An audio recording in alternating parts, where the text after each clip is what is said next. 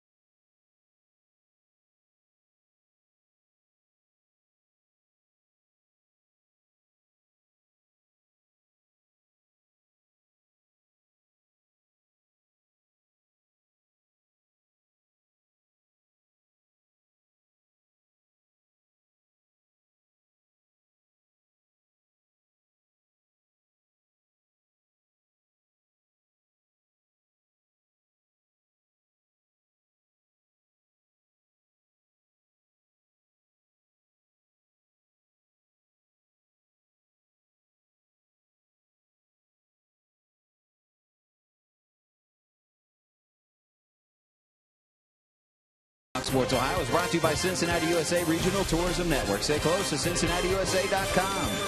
By Chevy. Check out our award-winning lineup only at your Tri-State Chevy dealers. And by Skyline Chili. Feeling good?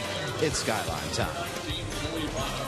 Closing out a three-game set here in Cleveland. I'm Jim Day on the field. The Reds will do without Billy Hamilton in the starting lineup today. And yesterday, it was an eventful day. And, you know, mark it down. Whether he hits or not is obvious. But one thing we know he does on a daily basis is things like that. He covers an incredible amount of ground defensively. But had a tough slide into second base, thrown out stealing, jammed his hand and his shoulder. Eventually stayed in the game, and after the game said once he got it working again, it was okay. Now, I talked to Billy before today's game. He says he's fine. Brian Price says he's fine. He just simply wanted to give Skip Schumacher and Brendan Bosch a couple of days in a row of starting. Whether or not that's manager speak, we'll see if Hamilton is available today. One guy that is in the lineup is Christopher Negron, and it's his first appearance against the Indians after a terrific Ohio Cup series last year. In fact, as you look at the vaunted Ohio Cup, Negron was the MOP last year, part of our Elk and Elk storylines. He was the most outstanding player against the Indians with a .538 average, 2 doubles, a home run, 5 runs driven in, and named the Ohio Cup most outstanding player. He will start at shortstop today. He thought it would be in center field. Let's go, damn it! Or in the outfield. And hopefully the Reds are ready to go and break a losing streak. Brandon Phillips looks like he's ready. We are ready. Brian Pena, we hope, is ready. It's the Reds and the Indians. No sweeps allowed, we hope. George and Chris are next with all the play-by-play action.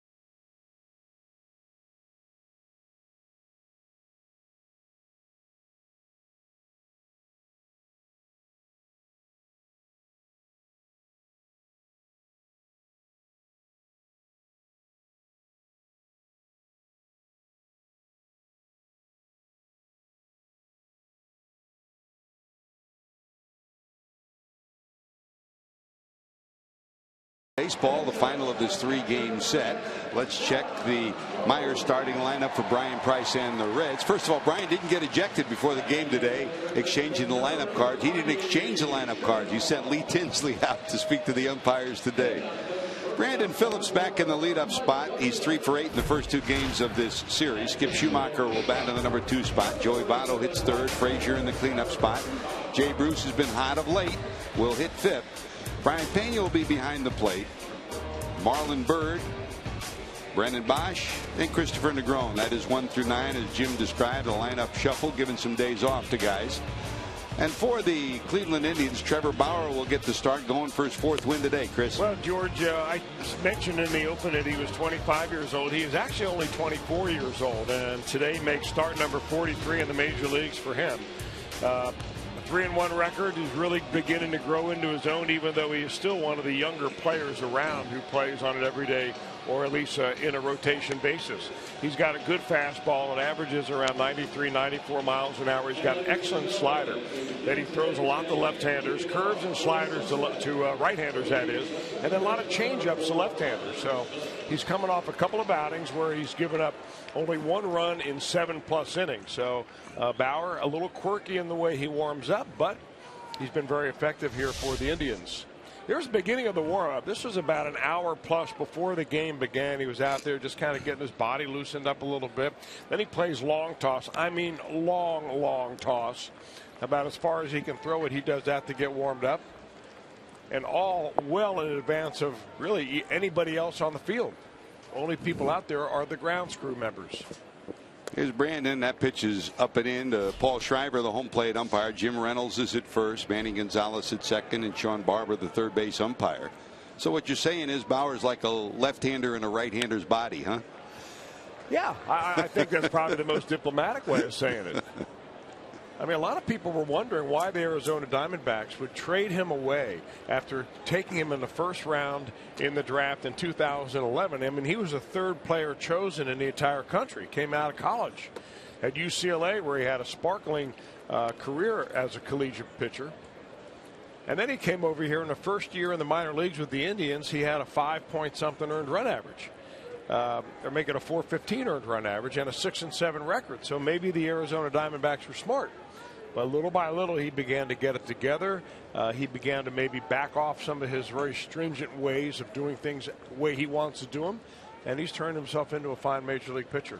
Brandon steps out a bit, now ready to go. 2 balls, 1 strike from Bauer. That's on the outside corner, 2-2. From a historical perspective, Bauer became an Indian in December of 2012. It's a trade that the Reds were part of, acquired by Cleveland from Arizona, along with Matt Albers and Brian Shaw, a couple of pitchers.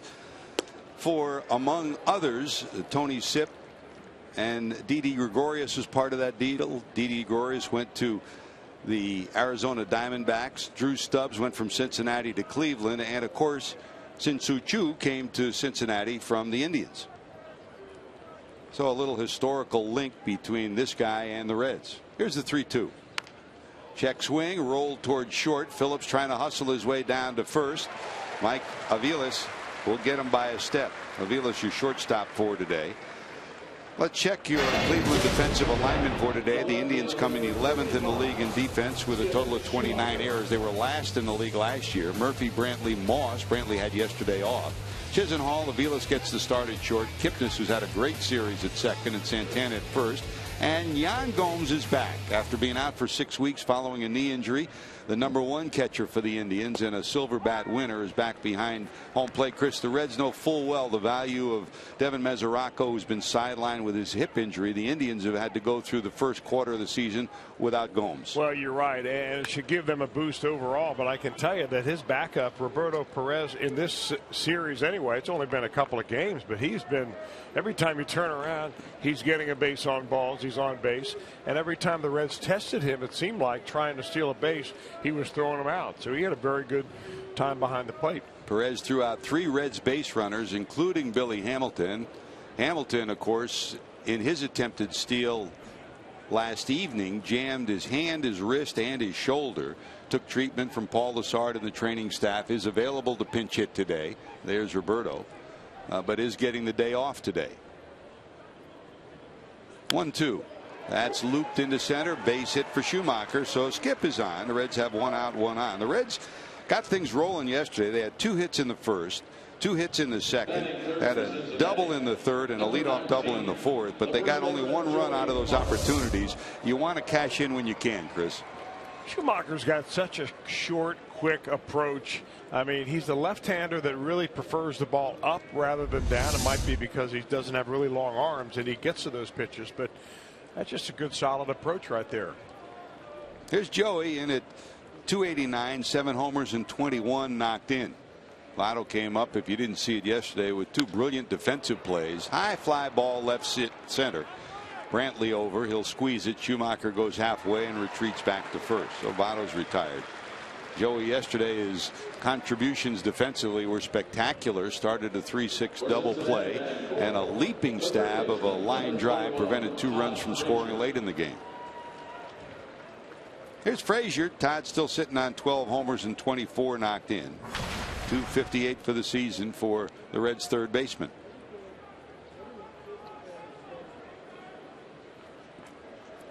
Five-game hitting streak for Frazier. Yesterday, Todd had a 1-for-4 day, and in game 1 of the series had a 2-for-4 day. Breaking ball drops in there for a strike. Bauer's got the full package, doesn't he? Well, he's got a complement of a lot of different pitches. He'll throw both different kinds of fastballs, 4-seamer, 2-seamer, a slider, a curveball, and a changeup. Not really as many curveballs as sliders, but he's got all the different pitches. Way out in front, Frazier on that one, and Bauer ahead 0-2.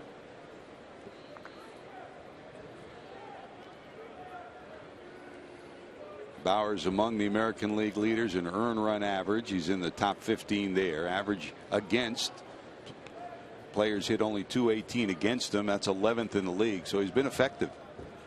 Well, he's been effectively wild too. I mean, he has struck out more batters than innings pitched, so that's really good. But he's also walked about a batter every other inning. So if you let him, he may walk himself into problems. He gets into bouts of wildness where he'll walk 3 or 4 batters at a shot, and that's the time you got to put the pressure on him. Line shot into right, base hit. Schumacher will take the turn. He's going to go to third. It's 1st and 3rd for the Reds. So chalk up another one for Todd Frazier. A 6-game hitting streak for Frazier, and that'll bring up Jay Bruce. Bruce stretched his hitting streak to 6 yesterday with 2 hits. All right, GS bringing the energy numbers for Jay. 4 multi-hit games during that 6-game hitting streak, and that came after a month of April where he hardly ever had a chance to get more than 1 hit in a ball game. Good sign for the Reds and good sign for him. Well, even watch him in batting practice, George. It sounds different here lately with Jay Bruce. I mean, he's really squaring it up, and this would be a good time to get that continuing.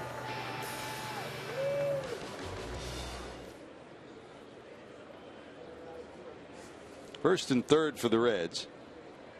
2 outs here in the first. So the opportunities for the Reds have been there, but the Reds continue to be under 200 with runners in scoring position for the season, and in this losing streak they are closer to 100 with runners in scoring position.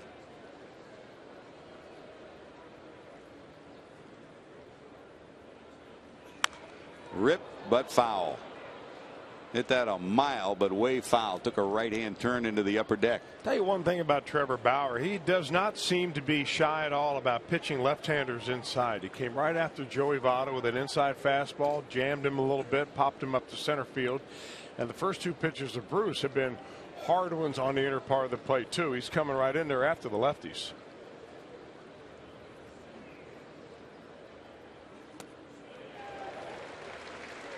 And then he pulls the string. Swing and a miss, 1-2. Yesterday, Jay singled his first time up. Pena then doubled, and Cozart's sacrifice fly gave the Reds a 1-0 lead. He doubled to lead off the 4th, but was thrown out at 3rd on a ground ball to 1st by Pena. And then he hit a fly ball deep to right and struck out in the 9th inning against the closer Allen. 1 ball, 2 strikes.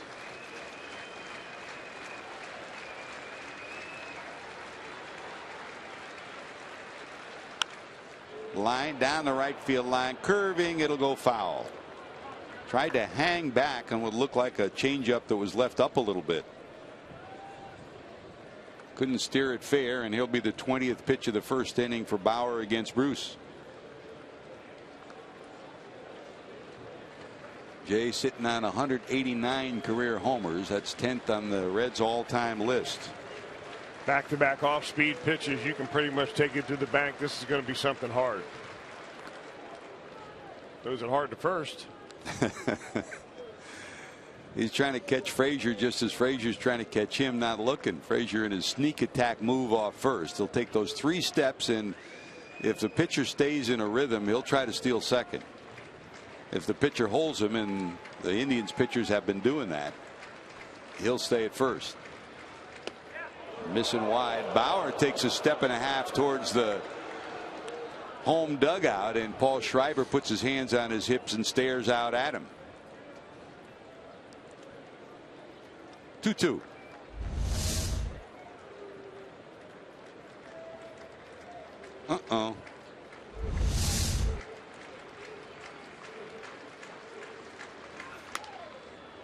Hanging in is Jay Bruce. Count stays at 2-2.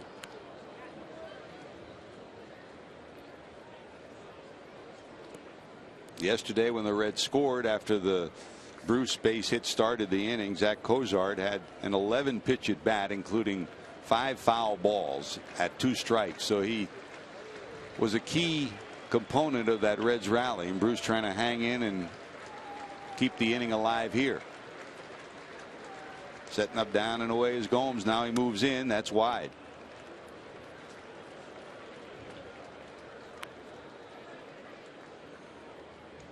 So full count. Frazier will be off and running from first. First and third for the Reds. Two-bagger here, might play 2 with Frazier off and running. Santana will play behind him. Yeah, play right behind him so he doesn't get a huge lead. But you're right. Even a long single with a running start from first base could get him. Nubbed right back to the pitcher. So the Reds will strand 2 in the first. We go to the bottom of 1. Raisel Iglesias will face the red hot Jason Kipnis when we return.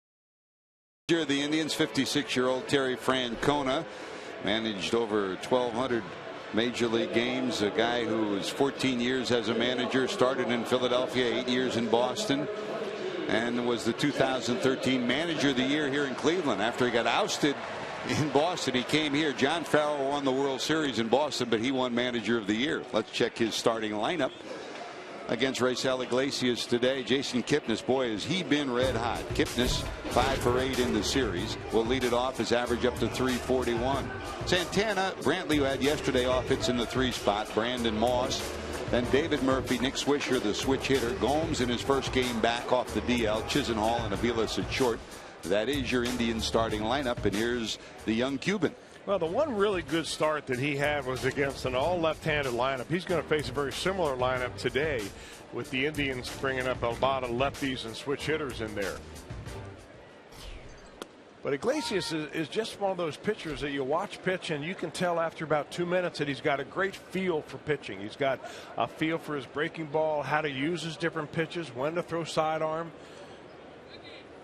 Kind of a fun guy to watch. And from a pitching standpoint, what really impresses you is his ability to throw strikes, especially to the first base side of home plate. And that's a spot that every right-hander really needs to control.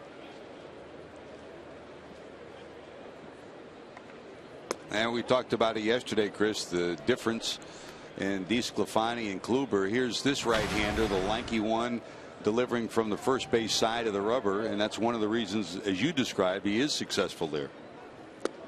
Well, you see the comeback action on his fastball. That's one reason why it'll help him. I think he relies more on that fastball and a changeup than he does his breaking ball. And against left-handers, where he is now, is a pretty good spot to be. 2-2. Kipnis slaps it foul. Jason's had a great month of May, and among American League leaders, he's second in hits, a total of 59 on the year. He's fifth in average with that 341 mark. He's fourth in on-base percentage. You go down all those lists, and he is right now an ideal leadoff hitter. He's healthy this year after an injury-marred year a season ago. This time, Iglesias gets him for a strikeout and 1 out here in the first. Well, it's got a little movement on this fastball. 91 miles an hour. He throws it from a little lower arm angle just to give Kipnis something else to look at. And he's got nice sinking action, a little bit of lateral going away action too. You can really, movement on all of his pitches. I mean, you can tell the kind of loosey-goosey delivery. He doesn't muscle it up there. He just kind of lets his arm do the flow. You know, he's smaller than, but you can see again, I mean, Aroldis Chapman is, you know, just different than everybody, but he does have that nice loose arm action, very similar to Chapman. And that extension, where does movement come from, Chris? It's those fingertips extended, huh? Yeah, and that loosey-goosey delivery comes from a lifetime of throwing the baseball and not being in the gym working out. Like Chapman, a native of Cuba. That's a strike. 1 ball, 2 strikes to Carlos Santana. Just as you talk about the leadoff hitter being important in the compilation of a lineup, so's the number 2 hitter, and this guy has become an ideal number 2 hitter. He'll take walks. He led the league in walks last year. He'll drop a bunt down and he'll move the ball the other way. This time Iglesias gets him on a swing. 2 outs, 2 strikeouts, and here comes Brantley. Let's check your forward defensive alignment for Cincinnati. The Reds come in second in the National League defensively. A little bit of a change for today. Schumacher's in left. Brandon Bosch is in center. Hamilton gets the day off. He is available to pinch hit. Bruce in right. Frazier, Negron at short. Phillips and Votto, and Pena behind the plate. There's Chris. I mean, Brian Price had 3 or 4 different lineups today. At one point, he wanted to give Brandon Phillips a day off and DH him. Phillips balked at that. You got the Billy Hamilton situation. They want to give him the day off. So it's a lineup that Negron had to figure out which glove am I going to use today, and he ends up being at short. 1 ball delivery. Rip but foul. Now the 2 stars of this Indians team, Corey Kluber is one and this guy's the other, Chris, the son of Mickey Brantley, former major leaguer. Michael has really blossomed into one of the best players in the league. Well, he has. I mean, he's just a really solid athlete that has taken to baseball and just keeps things very simple in baseball. I mean, he's a center fielder. He uses athleticism defensively, but from the plate, he's not a guy with a lot of wasted movement. He doesn't seem to take any really big, crazy swings up there, and he's just always a guy that is a tough out. The numbers tell the offensive side of the story, but he's also very solid defensively. I mean, he'll go through the year with maybe 1 error, and that's about it. He's gone more than 2 years. That's a bona fide foul ball grabber, stuck in the fence in the upper deck. Look how quiet Brantley is in the box. He's probably cut his swing almost in half since we first saw him, huh? And you see that a lot, really, with young players coming up, whether they're pitchers or whether they're hitters. They usually show up on the scene with a lot of extra action that they don't need, and they realize it's just wasted effort. Flinch, but didn't go. That's outside ball 4. 2 strikeouts and a walk here in the first, and here comes Brandon Moss. For the Indians, batting for number 44, the right fielder, Brandon Moss. This Indians team has been built from within and from without. Moss is one of those who came from without, picked up from Oakland in December for a minor league infielder.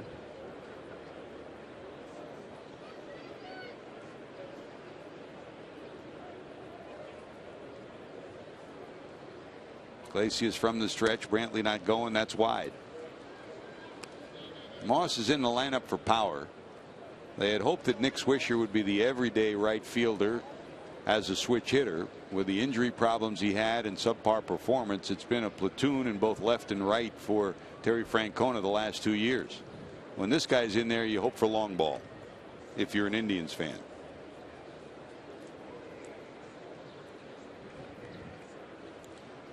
Overall, 7 homers and 27 knocked in.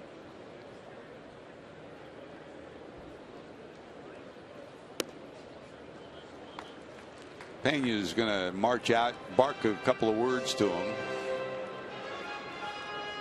Another native of Cuba who can translate baseball but translate life to his pitchers. That's what Brian Pena brings to the clubhouse and brings to the field. 2-0.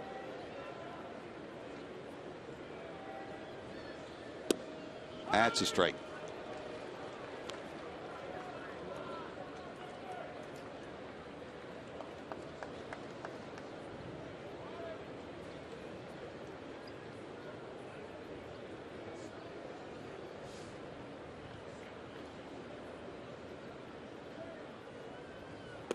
He came close to a balk there, didn't he? It looked like he just moved his front leg. Just a little bit of a flinch, and he does that a lot. I think they're giving him the benefit of the doubt because he doesn't seem to be appearing to try to trick the runner. That ball's got so much run on it right now. He's kind of on the side of the baseball. Needs to throw a strike here.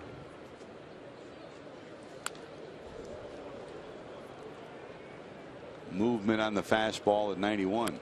All pitchers want movement on the ball, but they don't want side-to-side movement. They want balls that will go a little bit side-to-side, but mainly have some depth and go down. That's what misses the bat and gets you also when you do hit it to hit the top side of the ball and get a grounder.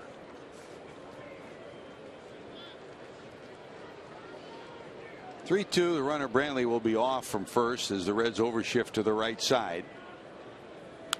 That's slap foul and out of play.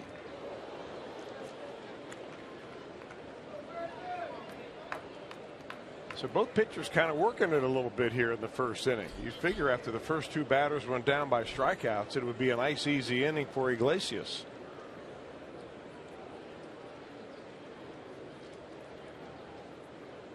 Each dialed in over 20 pitches in the first. Brantley going again down the right field line, curving. It'll be foul.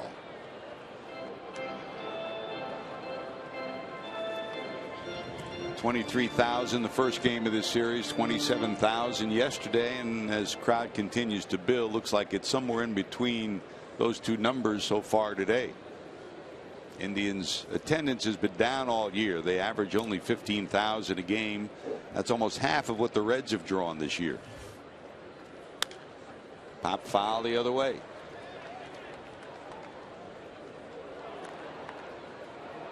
Just like the Reds have made so many improvements on the ballpark over the years. In fact, right now they'll be working on a brand new scoreboard for the All-Star game in right field. The big scoreboard here that has been here for a long time. They're going to redo, spend $20-25 million to redo the whole scoreboard in left for next year. Runner going again, and that's inside, ball 4. So back-to-back strikeouts, then back-to-back walks, and that brings David Murphy to the plate. And Pena will go out and talk to his young right-hander.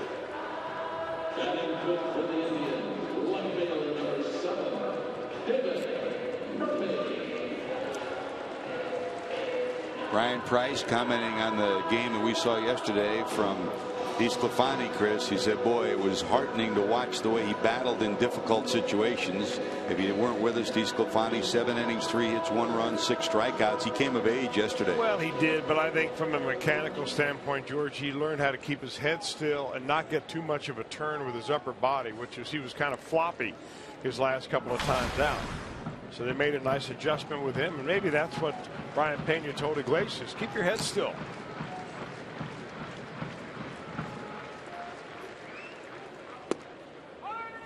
That's in there to Murphy. Murphy in at 321, 3 homers and 9 knocked in on the season. But when you get your first fastball called for a strike on the inside part of the plate right there, you've opened up the entire strike zone now for later in this at bat. First and second, 2 away. Popped up in the infield. Battling the sun is Frazier. He'll glove it. That'll do it. So they strand 2 in the first. The Reds likewise in their half of the first. Going to the second, scoreless.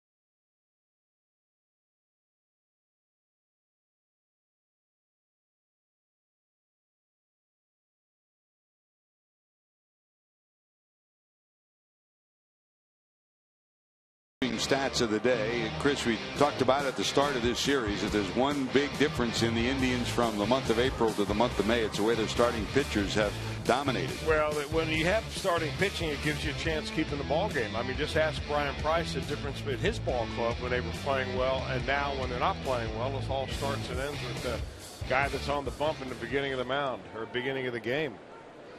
Reds had 2 hits off Bauer in the first, both left stranded. Here's Brian Pena. Pena, Bird, and Bosch.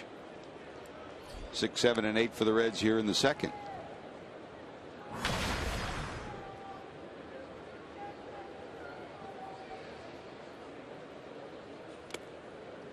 Down and in for a ball, 2-0. You know, it's not quite as dramatic and odd as the windup of Tim Lincecum, but Bauer grew up in California, and Lincecum's windup had a lot of effect on Bauer as he was growing up. Aviles behind the bag. Pena's retired, 1 away.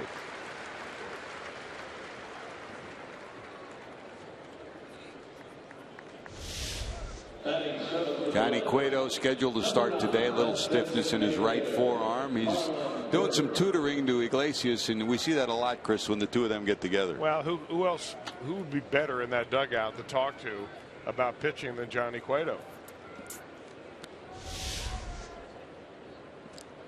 Great to watch too. Speaking of the two young pitchers on this staff, Michael Lorenzen similar.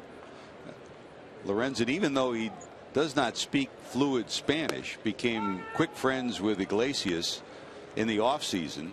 And same thing with he and Cueto. Every time he gets a chance, he'll pick Johnny's brain.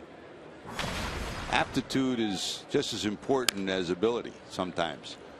Tricky hop, but Aviles does a great job, but throws it high, and it'll be an error. I mean, he did a tremendous job to take a hop that exploded on him, but the throw pulls Santana off the bag, so the Reds get a base runner. Had all the makings of a routine ground ball until that last hop right there. And Aviles comes up and he sees Bird kind of hustling down the road, fires a little bit high, and the Reds have another base runner. The Marlins learned the right way. He never dogs it down that line, does he? Never got his feet under him. The throw high, and Bird crosses the bag. Error on the shortstop, and here's Bosch hitting in the 8th spot.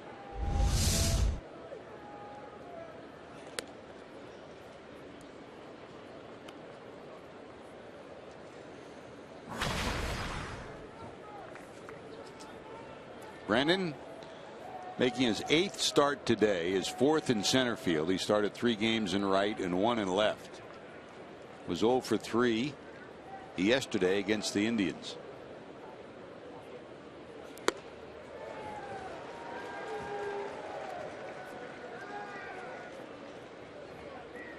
Ball and a strike.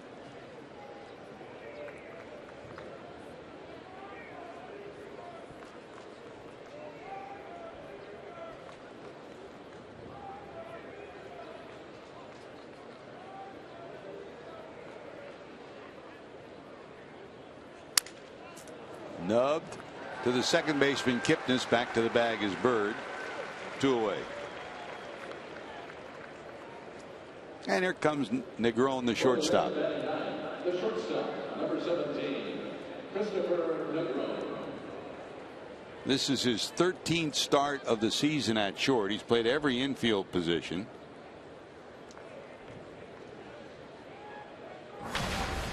Also played second, third, and first, and center and right.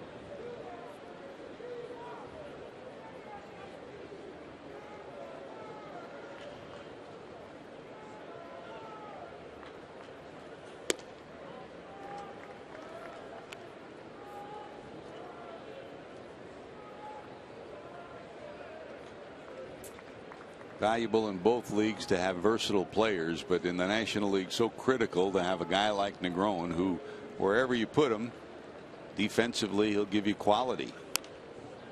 Nub foul and out of play. Well, the other thing that Chris brings you is energy. I mean, he just is a guy that is full of ready to go all the time. I mean, it doesn't matter what you're doing, whether he's taking batting practice or ground balls. He's just got this little extra bounce in his step, and I think that can be kind of contagious, especially for a ball club that is kind of on the downspout right now with having lost 7 in a row. Ball and a strike to the Red shortstop. Popped up right side. Moss in right field squeezes it. That'll do it. So the Reds retired with a base runner left. They've left 3 through 2. Swisher will lead it off when we return. The Indians remind you that you're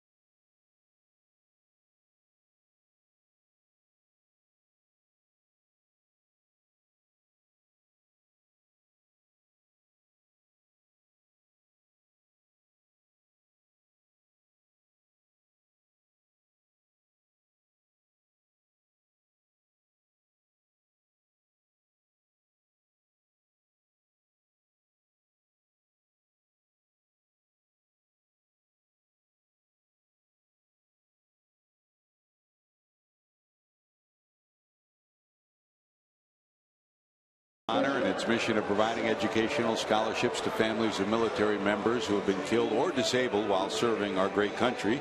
For more information, visit foxsportsupports.com, and we hope you have a great holiday weekend, but we also hope you take some time out over this weekend as we head to Memorial Day tomorrow to take a moment to, in your thoughts, thank those who have given time, effort, and sometimes their lives to enable us to enjoy the great game of baseball and enjoy this great country that we live in.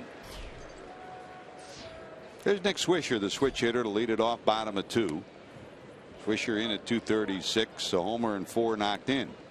Had his first homer of the year against the White Sox the other day. Picture time to get it, Chris. He got it on the day of his daughter's 2nd birthday. Easy birthday present, right? Easy birthday present there. Remember Junior used to, like 3 years he hit home runs on Father's Day. It's not as easy as Junior made it look. In fact, he made a lot of things look easy. You're not kidding. He gave his dad a baseball for Father's Day, said enjoy it, and he said another cheap present, right? Reds over shift on Swisher.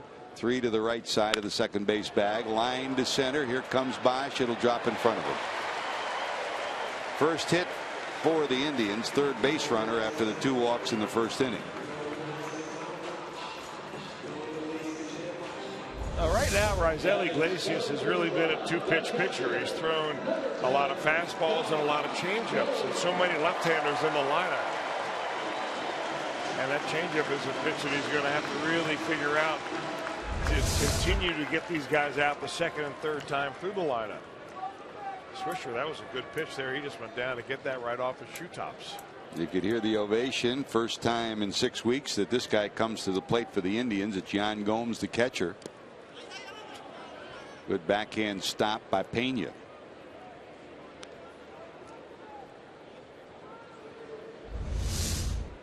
Pena kind of scolds Iglesias after this pitch a little bit. He grabs the ball, he goes halfway to the mound, and he points down to first base. Says, hey, there's a guy at first base right here. You can't be throwing these balls in the dirt.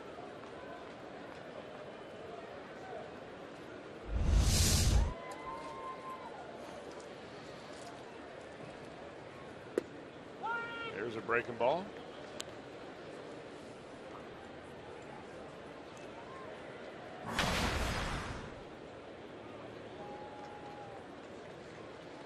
Gomes' numbers this year 150, only 3 for 20 after leaving after the first week of the season following the knee injury. At first they thought he might need surgery, didn't, rehabbed it, and they said 6 to 8, maybe 9 weeks, and he's back after 6 weeks, and they're happy to get him back.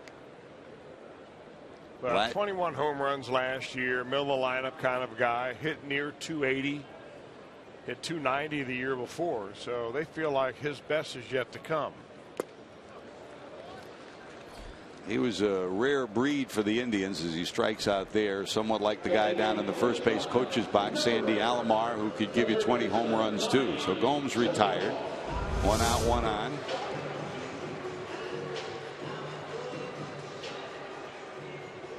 Three strikeouts for Iglesias. And on all 3 of those strikeouts, the strikeout pitch has been a fastball. There's Chisenhall, 211 rather, 3 homers and 16 knocked in. 1 away, Reds double play, depth middle of the infield.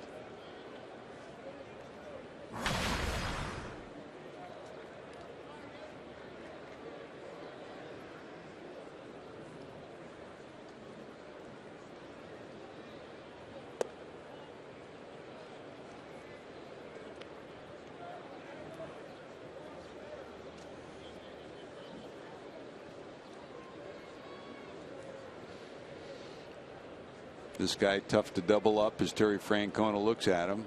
Chisenhall right now is 2nd in the league at toughest to double up. He'll get down that line fast. The Reds will try to turn 2 on him.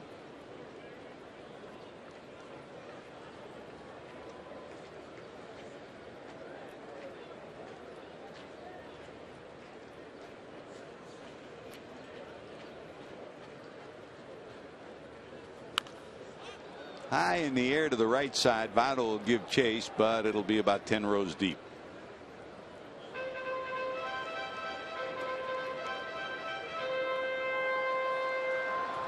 Reds wrap up their series here today, then head home tomorrow. We've got Reds live at 12:30. Game will follow at 1. Jason Marquis against Eddie Butler as the Colorado Rockies come to town. Michael Lorenzen due to go on Tuesday against Jorge De La Rosa, and then Mike Leake on Wednesday against Kyle Kendrick. Swing and a miss. Great spot, Chris. Well, especially after he established himself in there with a strike a couple of times. That ball was not off the plate at all, but Chisenhall could not hang back. Again, another strikeout on a fastball. 4 of them now for Rizal. 2 walks, 4 strikeouts for Iglesias. 2 away here in the second, and here's Aviles hitting in the 9th spot. In that lineup of the Reds pitching rotation, missing, of course, is Johnny Cueto, who was scheduled to start today, and it's a day-by-day process. Took treatment today for that right forearm that was a little stiff, and they'll wait and see. The hope is that he'll be able to pitch before the week is out. Votto giving chase, but not enough room. I'd imagine, George, it wouldn't be unlikely anyway for the Reds to send Johnny Cueto in for an MRI. I mean, nowadays you might as well find out exactly as much as you possibly can. When the ace of your staff comes up with a sore elbow, you want to find out what the deal is. So the hope is it's not serious. He doesn't seem like he's worried. That's the good news. Yes. And the other injury scenario that the Reds, of course, have been watching very closely is Devin Mesoraco, and as the Reds head home, in all probability he's eventually going to wind up on the disabled list and will undergo hip surgery, as the efforts to try to get him back on the field just have stalled.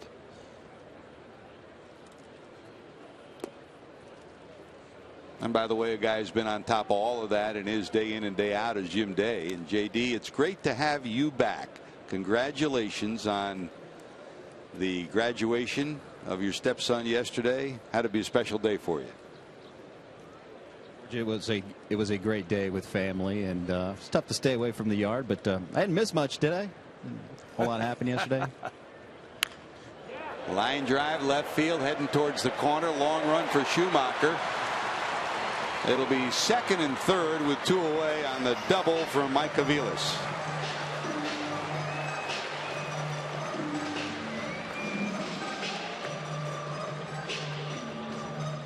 You know, JD, maybe if you were here, you could have prevented the festivities behind home plate before the game yesterday. Another look at the swing by Aviles.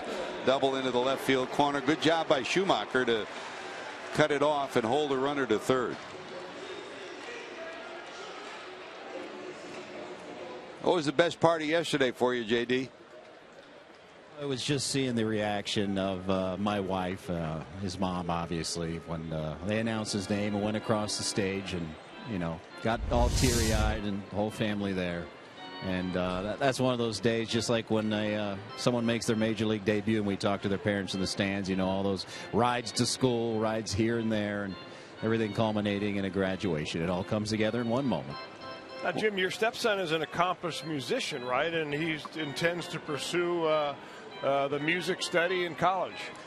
Indeed, he's already accepted to Capital University in Central Ohio. It's one of the top music schools, certainly in the state and the country. He's already accepted there, and even got some scholarship money. How we looking? Come on. That's always a good thing. I wonder if he shares the same playlist as Jim Day does on his. Oh, probably. What do you think? Probably. Here's Iglesias back to the top of the order. Kipnis, not the guy that you want in a situation like this. Kipnis, the hottest of all the Indians. 5 for 8 in the series coming in. Iglesias got him the first time on a strikeout. Yeah, but the Reds got to feel right now very happy that there's not a run in already. You made comment that Schumacher got the ball back in quickly, and he did. I mean, I'm really surprised that the Swisher didn't get a bigger break off first base on that double. And running with the pitch, essentially, as that ball was going to be fair the entire time, and the Reds got it back in the infield quickly enough to hold him at third. So now Iglesias is still just 1 pitch away from getting out of this inning with nothing. No balls, 2 strikes. Got him. Raisel Iglesias bounces back. Second and third with 2 outs. He strikes out Kipnis for the second time. We're still scoreless. When we return, Phillips to the batter's box.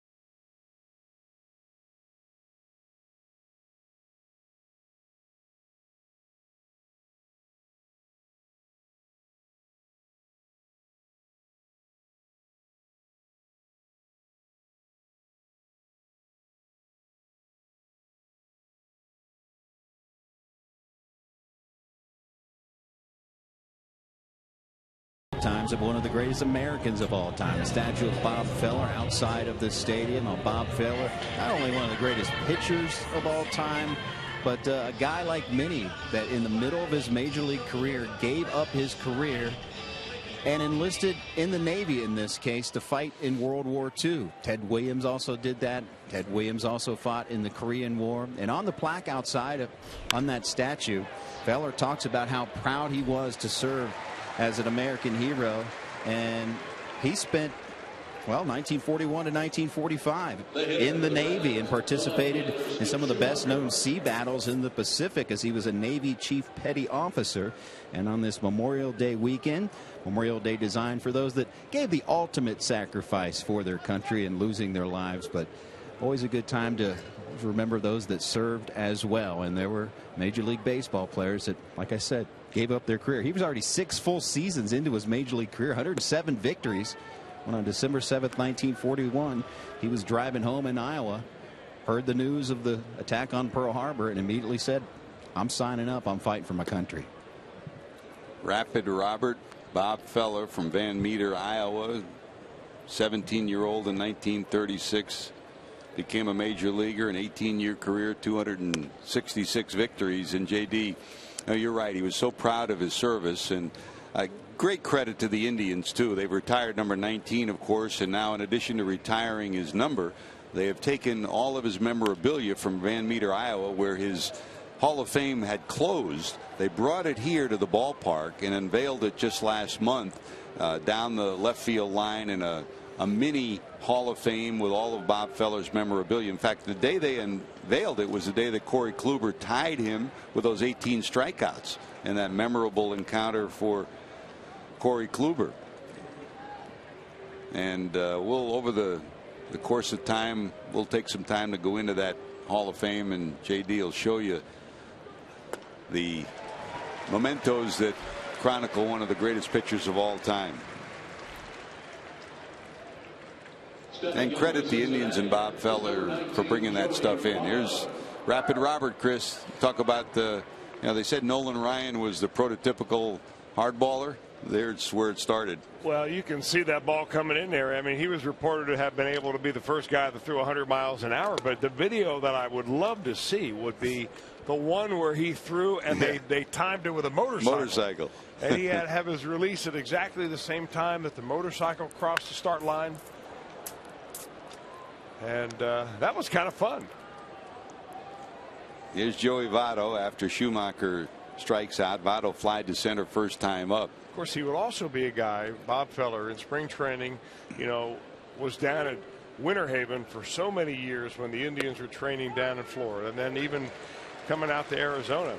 And he would sign autographs, I mean, for hours and hours and hours.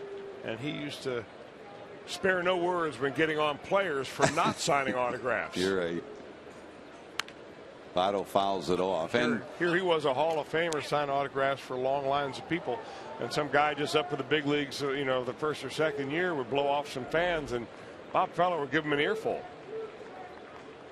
7 times he led the league in strikeouts. Not afraid to speak his mind, was he? No. And it was great to see him sitting in the lunchroom here, wasn't it? I mean, you really miss him since he passed away. He and his wife Ann were such a great couple.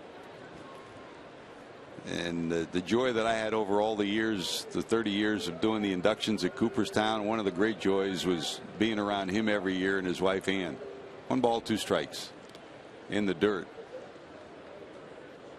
In fact, as Jim mentioned, he was so much more proud of what he did as a serviceman and what other servicemen did for their country.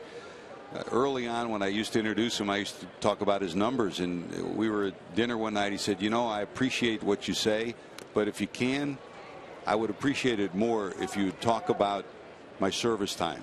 So every year when I introduced him, I talked about his service time as opposed to the 266 wins. And that got one of the loudest ovations every year from the crowd who was there, because they respected what he did for our country. 2 balls, 2 strikes.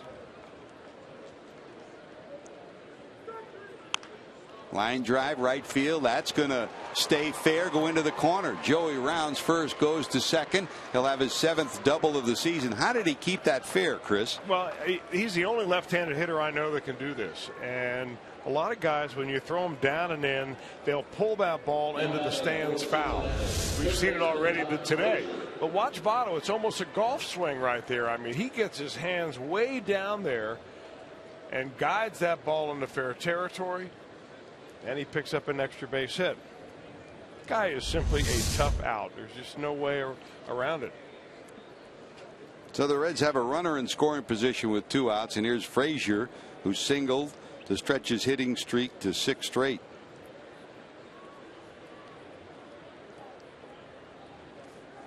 One other Bob Feller story. I don't want to start it now because we're deep in the game and the Reds have a rally going. We'll talk about it later, but it's a interesting story about him in Cooperstown and his ability to fly a plane.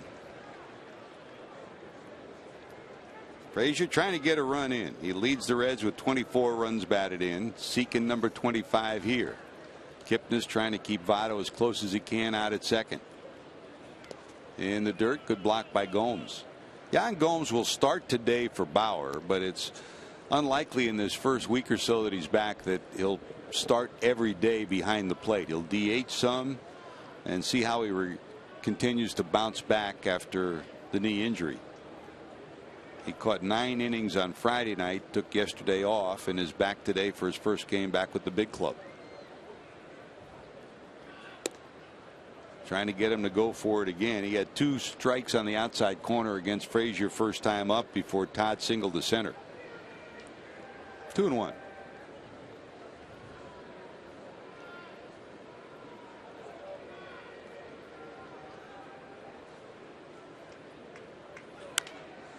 High in the air to the right side. Moss, shielding his eyes from the sun, will haul it in. The Reds get a runner in scoring position on the Votto 2-bagger. Nothing to show for it.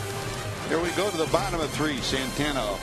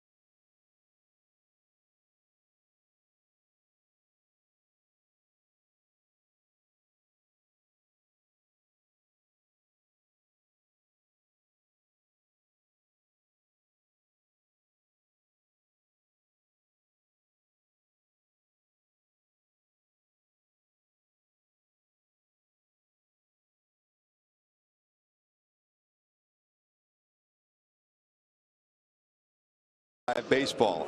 At bat is up to the moment at any moment with in-game highlights, live look-ins, replay reviews, radio broadcasts, statcasts, and a whole lot more. Get MLB.com at bat for your smartphone or your tablet. Great to have you with us. George Grand, Chris Welsh, Jim Day, and some Reds fans that have made the trek up. Reds employees came up Friday and Saturday. Many of them headed back home on this holiday weekend. It's great to have this series, Chris, on the weekend.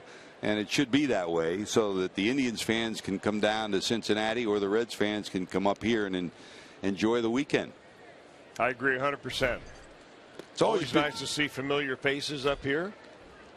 Although I'm not up late enough anymore to see most of them. You're not the Lone Ranger. I mean, it is a vacation weekend for those folks, right? Yeah. Hey, we've had, the 24 years we've been together, we've had some good dinners. Last night was one of the best. Oh, it was really good. You and Jesse and I, the Osteria. Pretty good, huh? Good Italian food. Yeah, you and Al, the owner, were like talking in your own language. I had a hard time following you guys. Well, you were eating everything. All we had to do was talk. I saw you picked your chair with the back to the wall. That's why I was always taught to do that. Jesse still eating. He took you going on the electric chair, Jess? 3-1. There's the strike. We'll go full 3-2. This would be a nice inning for Iglesias to have a quick inning from a pitch count standpoint. I mean, here he is in the third inning. He's already thrown 53 pitches and hasn't retired anybody yet in this inning. Rip towards the corner, curving. It'll go foul by about 5 feet. Got it up and in a little bit, and Santana blistered it into the corner. Carlos, of course, came up as a catcher. His bat is in the lineup at first base. 3-2. This one will stay fair. 2 hops against the wall. Bruce will get it back in, but not before Santana cruises in with his 6-2 bagger of the season. So a leadoff double in the third. Well, I was wrong about Votto being the only left-hander who can keep that pitch fair, because Santana just joined that very small club. That pitch looked like it was down and in, and he just kind of get his hands going, did not fly open with his hip, and that's the reason that ball was able to stay fair. Dangerous hitter.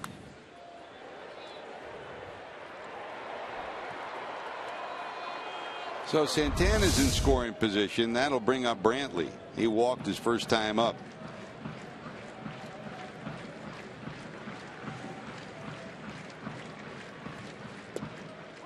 Breaking ball in there for a strike.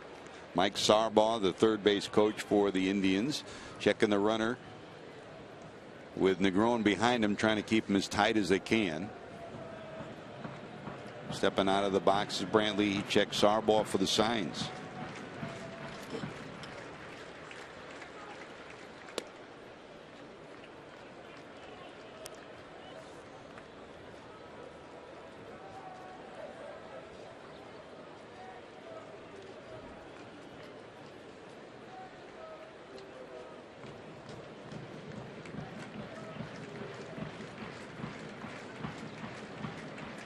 Setting up inside. It's a foul ball. Good scoop by Votto, but it just went wide of the bag on the last hop. Would have gotten the runner to third.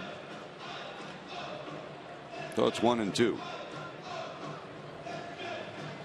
I mean, if you really start thinking about it, it is remarkable that Raisel Iglesias is pitching in the major leagues right now. I mean, he's had virtually no minor league experience in American baseball, professional baseball. Of course, he's pitched in international tournaments and over in Cuba. He is 25 years old. That should stay in play. Popped up, foul territory. Frazier's got it, and Iglesias covers the bag at third. That's a rare wasted at bat for Michael Brantley. Good job by Iglesias.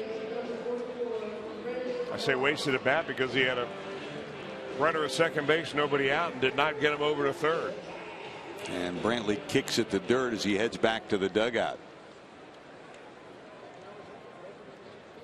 I mean, you really can't call fall ball. I mean, you know what they have down there in Arizona, the Arizona League, you know, top-notch minor league baseball. It's not like pitching AA or AAA. I mean, there are some good players down there, but it's more of an instructional type of a league. So he pitched 7 games down there, 7 innings, and he dominated. But this is the different deal here when you've got to go and see hitters more than once in the same game. They're preparing for you. They've seen video. They're getting scouting reports. They know what your tendencies are. And he has just shown a lot of pitchability to be here right now. That says a lot for the Reds starting rotation going down the road. 1 ball, no strikes. And it also says a lot about the Reds scouting department too.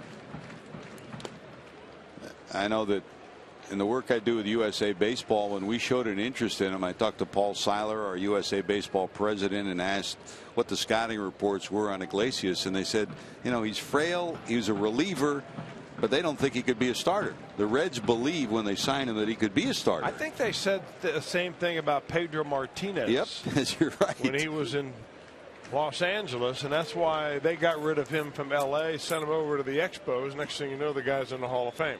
The one guy who always was against that was Dave Wallace, the pitching coach for the Dodgers in the minor leagues. He said, keep this kid, he's going to be great. Boy, Dave Wallace was right.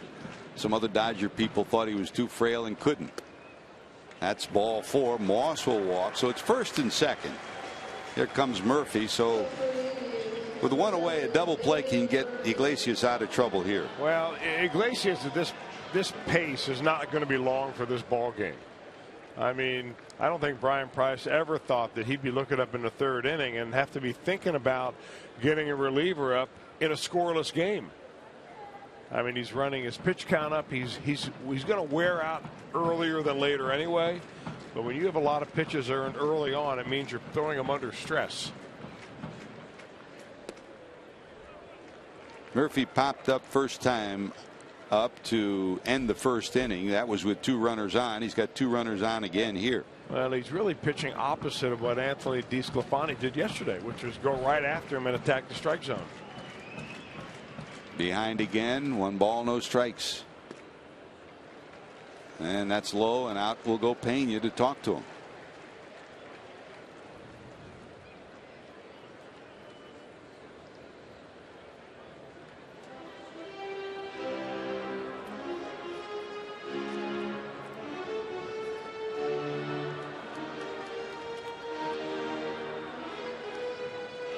You know, the other thing is that when you have a lot of high pitch count at bats, and he's had 5 3-ball at counts of the first 13 batters he's faced today, you're showing those hitters about every one of your pitches. So they've got a lot better clue next time they come up.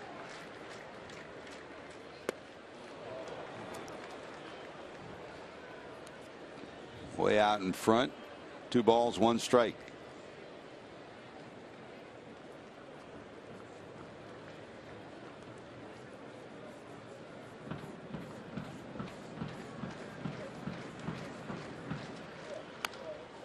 Off the end of the bat will even the count at 2-2. Leadoff double by Santana and a walk to Moss.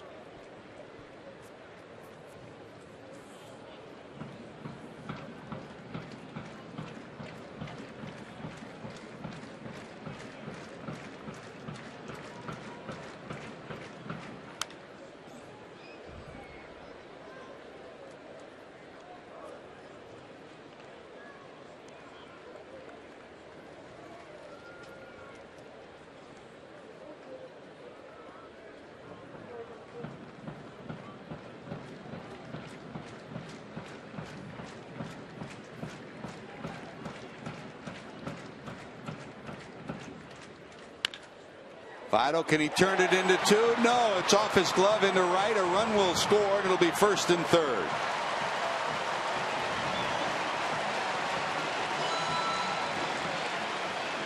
If he gloves it, he's got a good chance for 2, but it glanced off the heel of his glove. And Joey, who's come up with 2 brilliant defensive plays in this series already, couldn't turn this one over. Well, he made one of the best defensive plays yesterday I've ever seen a first baseman make. This one will not be in that category. He falls down. He's got a chance even just to keep the ball in the infield here. You've got to get up and get that ball in front of you. If it bounces off your chest, there's a base hit, but there's no run scored.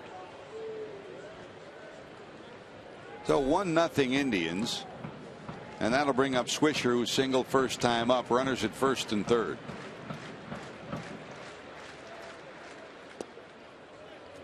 Missing down and in. Boy, that was really a play that Iglesias needed to be made defensively too. I mean, sometimes pitchers will pick up their fielders for making an error. It works both ways.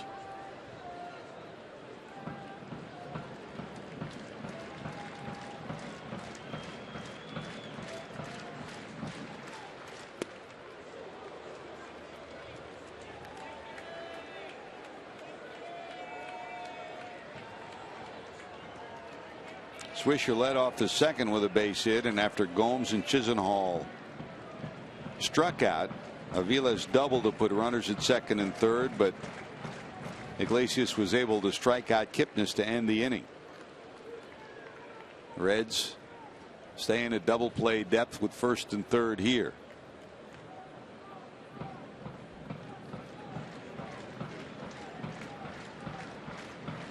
One.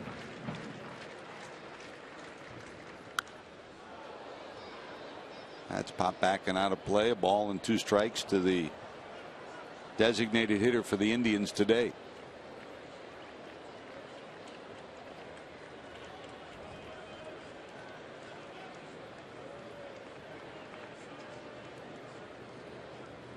Swisher is not a guy that over the course of his career has grounded into a lot of double plays. He's primarily a fly ball hitter, but this year in a small sample size so far here at this point in May, his ground ball percentage is way up. So you get a little sinker going on him right here, and you get a ground ball behind you. And the reason he's not a ground ball hitter normally is because he's a guy that hits a lot of home run. I mean, he stands up there with the intention of lifting the ball up and out of the ballpark, and pretty much is guaranteed to give you anywhere from 25 to 35 home runs if he plays a full season. His dad had the fly ball swing too, Steve. His dad was one of the best catchers I ever threw to. You're not kidding. And good reason to be proud of his son too.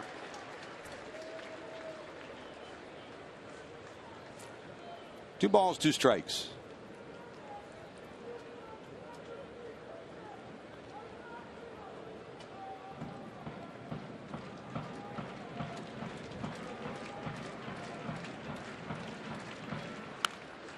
Rip but foul.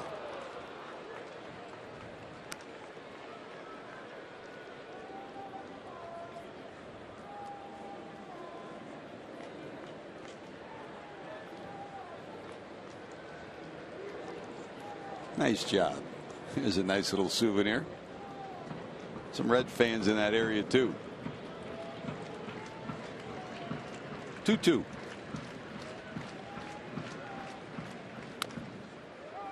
Off his foot, fouled again, and the count will hold at 2 balls, 2 strikes as Iglesias' pitch count approaches 80. You know, you can't say that Iglesias doesn't have a put away pitch because he struck out 4 batters here through the first 2 1/3 innings. But the Indians have been able to prolong a lot of at bats and really make him work.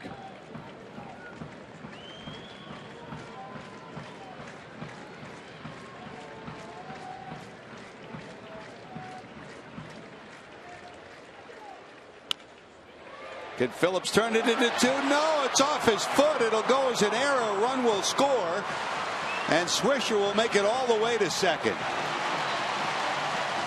2 balls that could have been double plays on the right side of the infield for the Reds, each wind up allowing a run to score. You don't see it happen often with Phillips, but Brandon commits his 4th error of the season.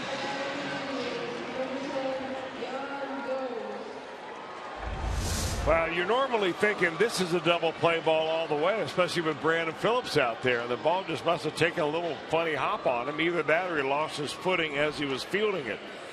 Sometimes as second baseman get there, you're trying to turn your body, getting yourself ready for a throw to the second base bag. And that ball just went under the bat, under the glove. We have seen some defensive hiccups from Brandon here on this road trip that we've never seen before.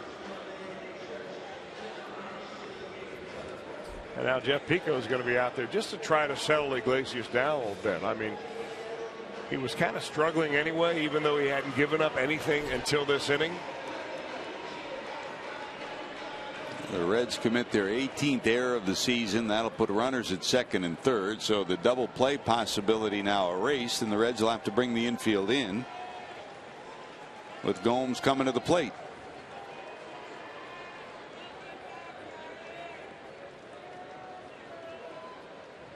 Gomes struck out first time up in the second.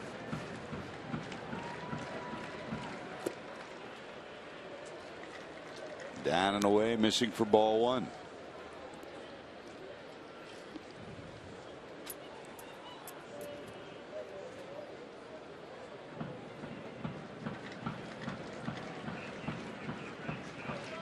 Ryan Matthews is up and starting to loosen in the Reds bullpen. Down to third, but foul. Oh boy, that was by inches. Got by Frazier, and had it been fair, 2 runs would have scored.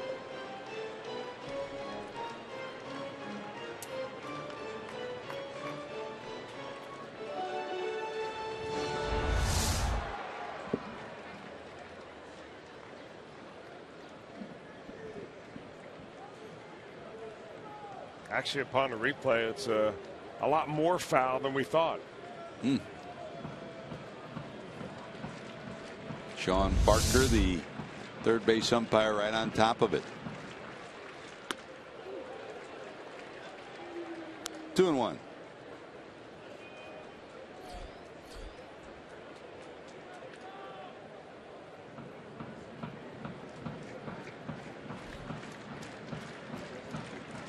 Pitch number 81. Here in the 3rd inning.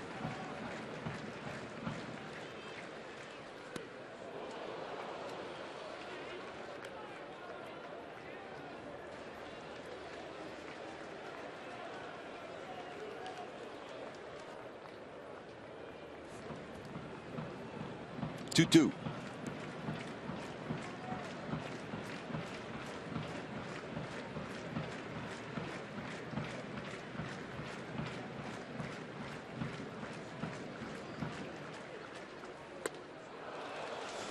Well, if ever he needed a strikeout, it was there, Chris, and there is his 6th of the afternoon. He may have got away with one there too. It was a high breaking ball that Gomes just jumps all over. Even could have been out of the strike zone.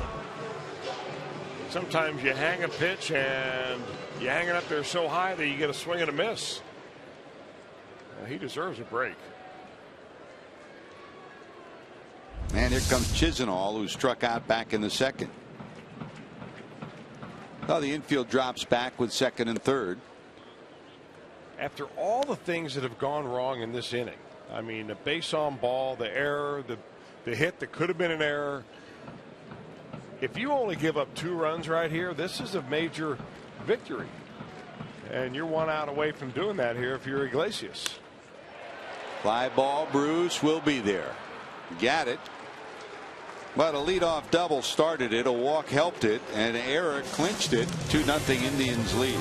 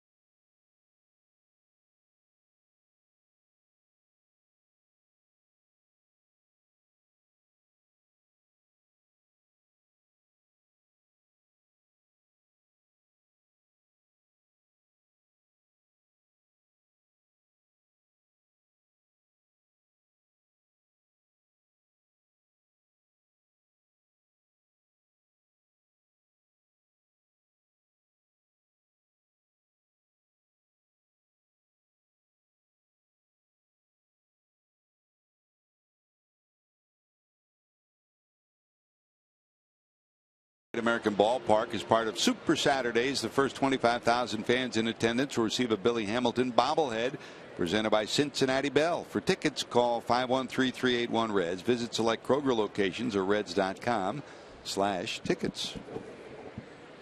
Reds back to work, trailing 2-0. Could have been a lot worse.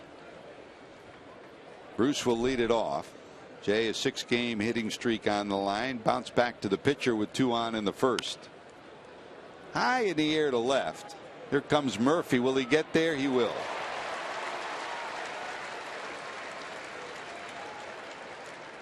So Jay's 0 for 2, and here's Brian Payne, who bounced to short.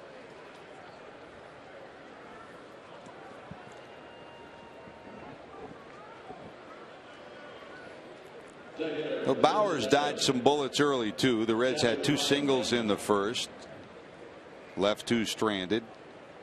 Error in the second, left 1 stranded, and 2 more in the third. Well, for a guy that has occasional wildness, and I mean not just control problems, but wildness, he averages a walk every other inning, has not walked the batter yet.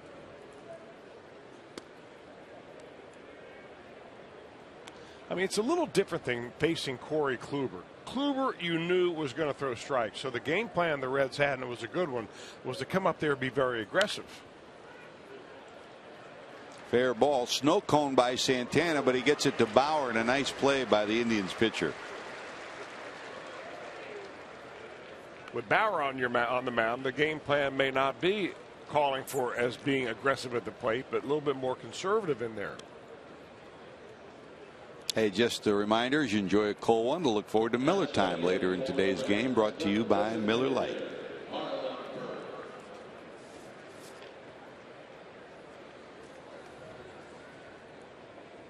Here's Marlon Byrd, reached on the arrow by the shortstop Aviles back in the second inning. 2 runs, 4 hits, an error for the Indians. No runs, 3 hits, an error for the Reds. It's really the last thing you want right here if you're Raisel Iglesias is a quick 1-2-3 inning by the opposing pitcher. Matthews still throwing in the bullpen, so he is ready. And he's throwing down there like he's coming into the ball game, which probably be a good call, because all you can do for Iglesias is further wear him out today.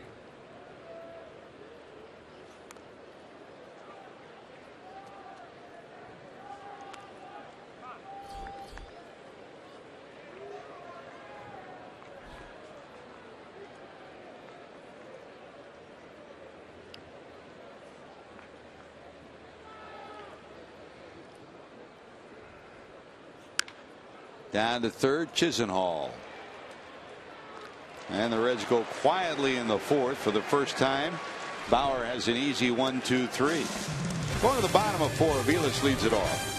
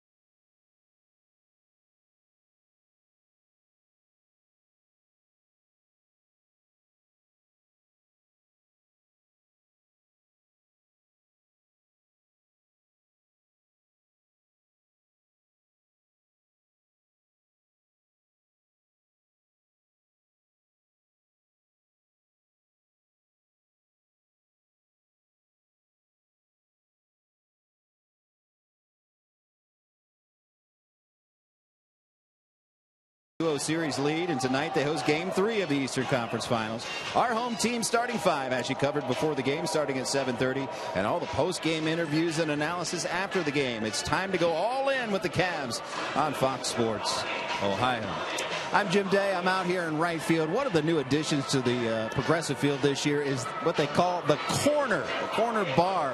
It is a big open area, and I want to tell you, on Friday night, the Cavs game was going on, and there were as many people out here in this open bar area as there were in the stands, because they were keeping track of the Cavs and the Indians and Reds game at the same time. Now, this bar is named by the fans in the offseason. It was an online poll, and they named it a la paying homage to Tom Hamilton, the longtime radio play-by-play guy of the Tribe. He begins his broadcast each and every night by saying, "From the corner of Carnegie and Ontario." So they choose the name The Corner, sort of like paying homage to, I don't know, Chris Welsh, some guy used to open up each broadcast every night, live from the big ballpark by the river. Welcome to Reds baseball. Who would that be? Hi, hello, and thank you, Jim Day. I forgot the hi, hello, and yes, I forgot the hi, hello part. My bad. Now we've got the smaller ballpark by the river, but it's a nicer ballpark, isn't it? Boy. New pitcher for the Reds. Iglesias goes 3 innings and allows the 4 hits and 2 runs. Iglesias had 6 strikeouts in his 3 innings of work. And here's Ryan Matthews, Chris. Now, Ryan Matthews pitching now in his 150th Major League game. Reds got him up off the waiver wire from the Angels when he became available a couple of weeks ago. He has appeared in as many as 66 in one season, and that was with the Washington Nationals a couple of years ago. Swing and a miss by Avila. 1 ball, 2 strikes. Avila's double due left his first time up. And by the way, Jim mentioned Tommy Hamilton, the great broadcaster for the Indians, and I think we all look forward, Chris. You know, we're blessed with Marty Brenneman, who's a Hall of Fame broadcaster, winner of the Ford Frick Award. Al McCoy, of course, has won the Writers Award, the real McCoy. And I look forward to the day when Tom Hamilton wins the broadcast award from the Baseball Hall of Fame. He's so deserving, such a great broadcaster and a great person, too. Only a matter of time there. Swing and a miss. Avila's retired. Strikeout number 1 for Matthews. His 7th strikeout for the Indians today. 1 away here in the 4th. Well, normally when a reliever comes into the ballgame in the 4th inning, he is probably taken over in a mop-up role. But that is not the case here. This is only a 2-run ball game, so Brian Price is probably managing this close to how he would manage it if the Reds were winning the game and you had to take your starter out after 3. Top of the order, Kipnis, who's glad to see Iglesias leave. He struck out twice against him. Phillips has this one, and there's 2 away. A lot of pitches from Iglesias. He showed some bright spots with the 6 strikeouts, Chris, but youth too. 25-year-old rookie. I mean, you're going to have really good games like he had in Atlanta when he went 8 innings and threw 108 pitches and gave up only a run. And you're also going to have a game like today where he struggled a little bit. He threw 84 pitches in 3 innings. But his defense could have picked him up right there. They gave that 1 ball a base hit that went off the glove of Joey Votto, or else perhaps his runs would have been unearned. I think you've got a lot to be happy about. You know, just seeing the last 2 pitchers of the last 2 days. DeSclafani, is the way that Anthony threw the ball yesterday, gives you kind of a little preview into the future as to what this rotation is going to be down the line, and he's got a chance to be really good. And I think the same thing goes for Iglesias. It just takes a little bit of time and experience. This Carlos Santana struck out and doubled. He started the rally in the 3rd. Doubled into the right field corner on a 3-2 pitch. And eventually scored on Murphy's ball that went off Votto's glove to make it 1-0. Then the error by Phillips on Swisher's ball made it 2-0. And that's where we stand here in the 4th. 1 ball, 2 strikes.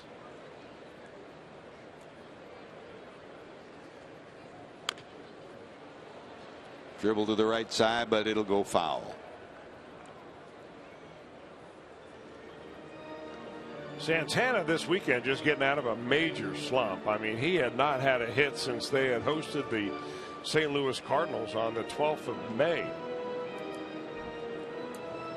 At one point had his batting average up around 250, and it has coming into the ball game today, it came in at 215.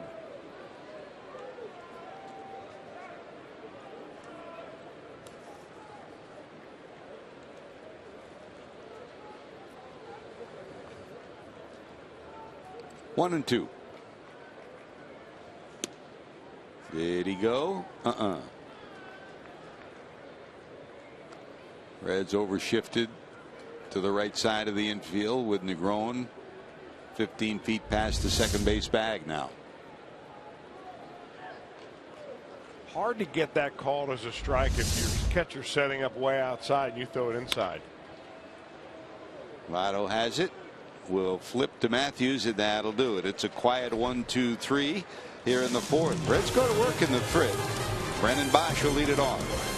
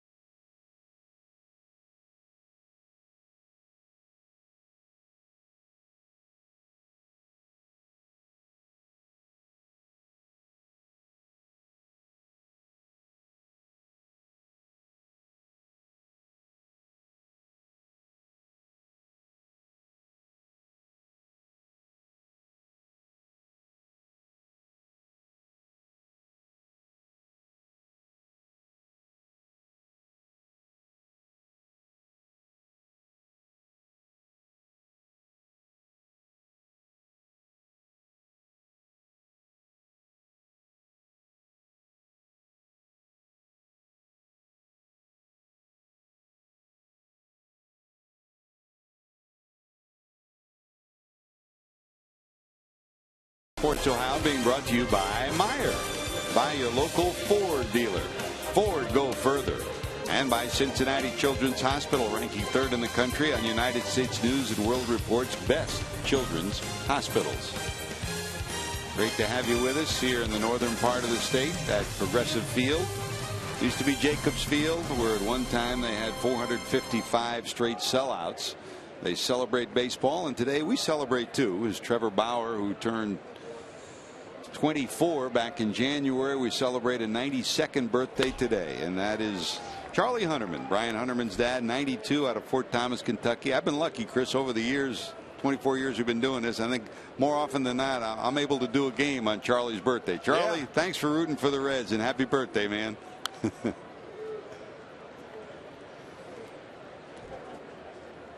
92 years young. Boy. He's seen a lot of Reds baseball over the years. And we talk about Bob Feller being a veteran of World War II. Charlie Hunterman, a World War II veteran too, from the Army. There's Brennan Bosch, line to second. And we were talking about Bob Feller before, and Feller, of course, enlisted as soon as the war started.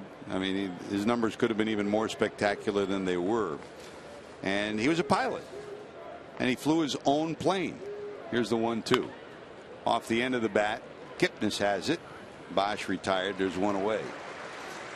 1 year in Cooperstown, there's one of the informal dinners on Friday night. They were talking about different exploits. And Bob's wife, Ann, we were sitting with Jeff Idelson, who's now the president of the Baseball Hall of Fame. And he started to tell a couple of stories, and Ann said, "Tell him about the airport." And Bob said no. And Ann said, "Tell him about the airport." There used to be an airport in Cooperstown on the top of a hill. And there's a bunt attempt by Negron. He'll be thrown out at first, 2 away. And they had, for many years, Bob Feller flew in, because Cooperstown's not an easy place to get to. He would fly his own plane into the airport. and then they closed the airport. But Bob would continue to fly into the airport. They still had the runway, and the end of the runway was at the end of a cliff. So this one year they fly in okay, and they're leaving on Sunday night after the ceremonies, and it's a pouring rain. So they get in the plane, it's all fueled up. Bob gets the plane all geared up, and they take off, and Ann didn't want to go. Let's not go. And Bob says, no, I want to get home. He had a speaking engagement the next day. So he gets the plane up to speed, and just before it takes off, it dips as it got to the end of the runway. And they go home. They couldn't make it all the way home. They had to stop and refuel because of the wind that was coming at them from the storm. They get off the plane, and as it turned out, they missed the end of the runway. The wheels and the gear were full of mud. So he came within about 25 feet of going over the cliff. And Ann said, that's the last time I'm flying with you to Cooperstown. But you know, Bob, how tough he was. We're going, wow. Ann. We're going. Well, you fly all that way, you only miss the runway by a few feet. That's not that bad. Down to third, bouncer to Chisenhall. It's a quiet 1-2-3 for the Reds in the fifth. They still trailed 2-0. Michael Brantley due up, and we return.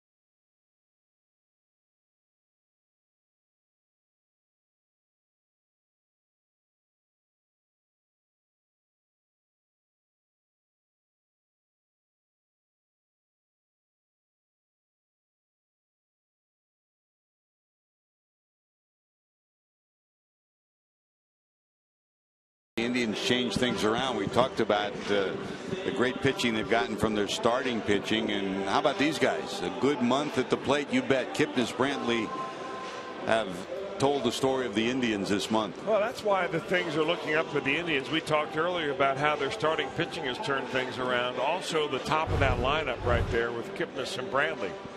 On base percentage getting up there, they're among the tops in the American League in those categories. That guy's blowing a record off of all the numbers in the American League here in the month of May.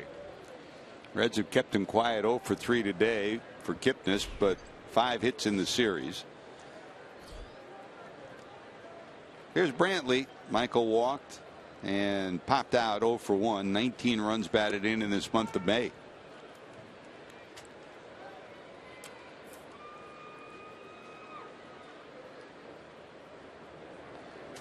Ryan Matthews came in at a 1-2-3 fourth inning, his second inning of work.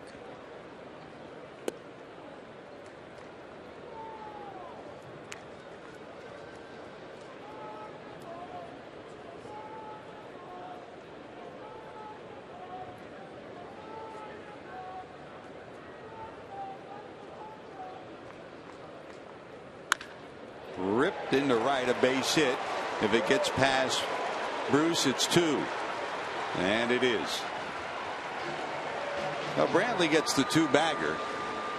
Leadoff hitter on here in the second and in the fifth, and in scoring position. Guy's such an impressive hitter because he's so quiet at the plate. And he just waits, uncoils, and hits a line drive more often than not.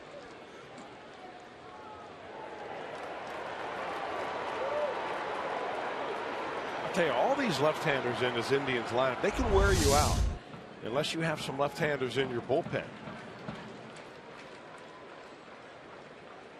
Runner in scoring position for Brandon Moss, who walked twice. There's a lot of relievers, you know, go with their first two pitches, which oftentimes is fastball slider.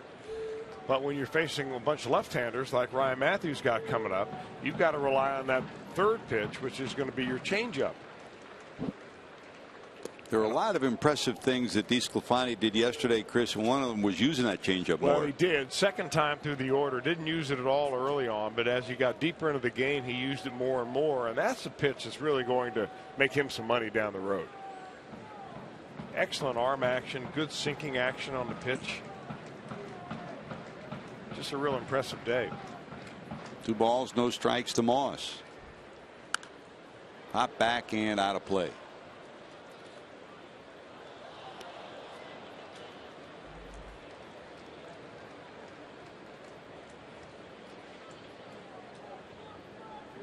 Ryan, a solid bullpenner in his days in Washington, Chris, and I know that Brian Price hopes he can provide the same thing here.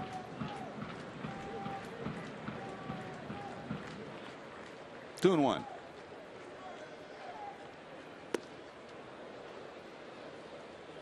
Hey, you're talking about Bob Feller and his service to the country and our course of Memorial Day, the day that we thank the military for all their action. You know, tomorrow at Great American Ballpark, that 1:10 game will be Military Appreciation Day. The Reds will be wearing their special military fatigue uniforms. Those are uniforms, actually U.S. Marine Corps uniforms, but there'll be pregame ceremonies and in-game ceremonies to honor the men and women of the 5 different branches of the U.S. military.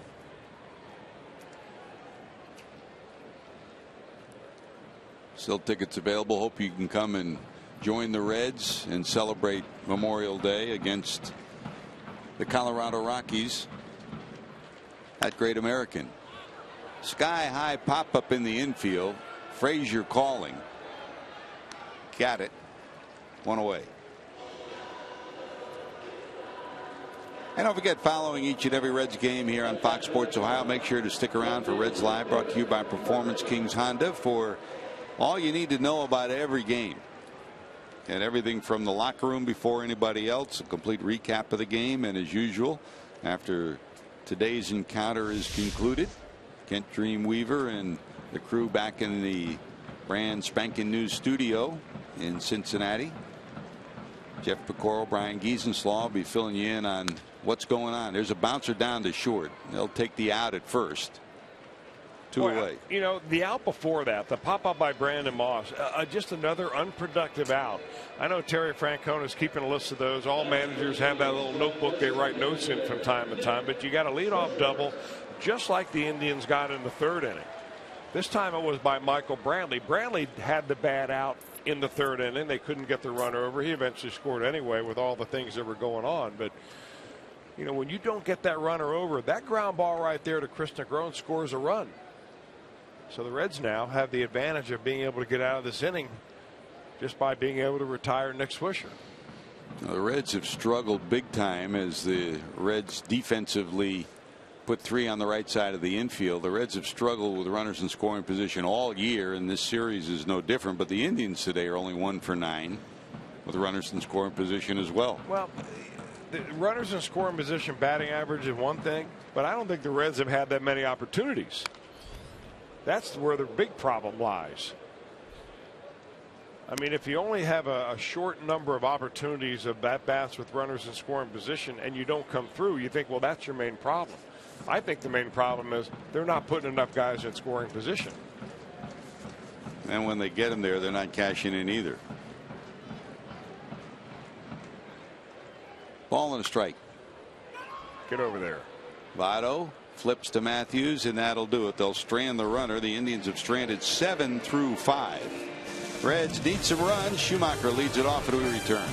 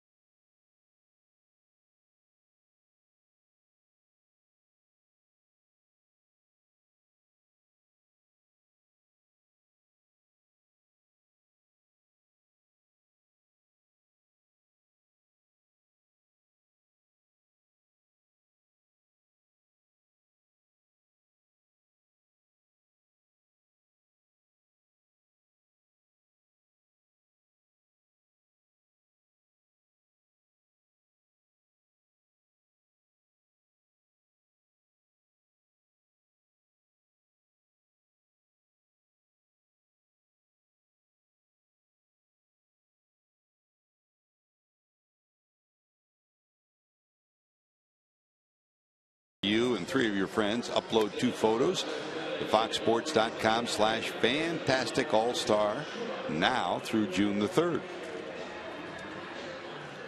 Don't forget, it's time to vote for your favorite ball players, including the Reds. Vote 35 times on the 2015 Esurance MLB All-Star Game ballot at Reds.com. Voting exclusively online and available on your computer, tablet, or smartphone. Vote early, vote often. Vote Reds today at Reds.com. Hope you have a chance to enjoy the festivities in and around the banks and the ballpark come All-Star Week. It's not just the All-Star Game. I mean, it's become such a tremendous experience. And those people, even if you don't have a ticket to the All-Star Game, the Reds, the city of Cincinnati, and everyone in the area has come together to make this an experience that everyone can be a part of. So we hope you join us down by the new ballpark by the river, Great American Ballpark. Here's Trevor Bauer, is now into the 6th inning with a 2-0 lead. And Chris, we talked yesterday about a guy who, you know, we saw in his early days as a baseball player. That's Brett Tomko. And when Brett, he was going to retire, but he stayed with the Arizona AAA club when Brett Butler was the manager there, and they brought him in really to work with Trevor Bauer, because Brett went through many of the same things Trevor Bauer did. When Brett first signed, he was a little headstrong, didn't listen to some of the pitching coaches he was with, but learned. And that last year that Trevor was in AAA with Arizona, he credits Brett Tomko with being a guy who kind of took him under his wing and taught him a lot about how to be a major leaguer. Pass it on, huh? He's another guy we talked about Votto yesterday, but Tomko's approach to baseball was that of an artist. Now, he was an artist and is an artist, a very accomplished, I guess mostly charcoal type of medium, but it really good artist. And he had that kind of attitude. But he was headstrong when he first came in the league. He was like an assistant pitching coach on that ball club. And you just want to know why those 4-seam fastballs he was firing up there were getting turned around. Happens to everybody, doesn't it? Schumacher fouls it off. He singled the center in the first and struck out in the third. I remember the first time he came up here and he brought his pad with him, and there's a great art museum here. And I said, what are you going to do on the off day? He said, I'm going to the art museum. That was Brett. Center field, Brantley back. Warning track, got it. One away here in the 6th.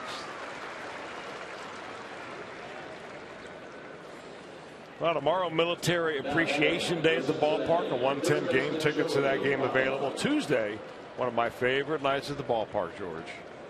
Rockies will be in town again, of course. Bark in the Park night. And there'll be 600 dogs and their owners there, and there still are a few limited number of those dog tickets available. And a Wednesday 12:35 businessman special. There's Joey, fly ball to center and a double to right, 1 for 2.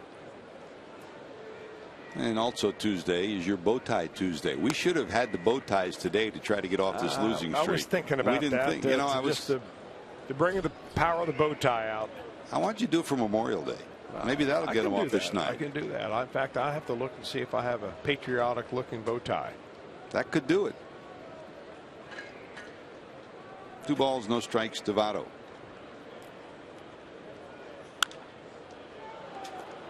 Up a little bit in the strike zone, and Joey pops it up. This is a rarity of all rarities right there. Yep. And what I mean is Joey Votto actually hitting a pop-up in the infield. If he does this more than once a year, it should be a headline.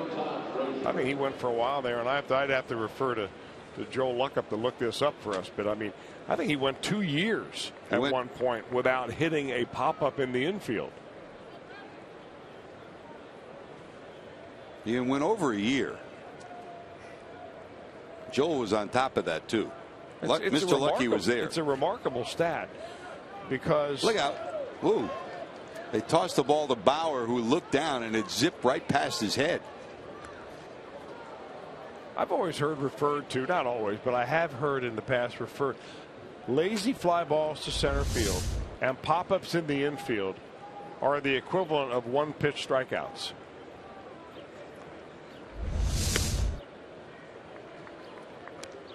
Is that a Sammy Ellis quote? Well, no, but you could certainly attribute it to him if you like. I'm sure he told me a few that I forgot.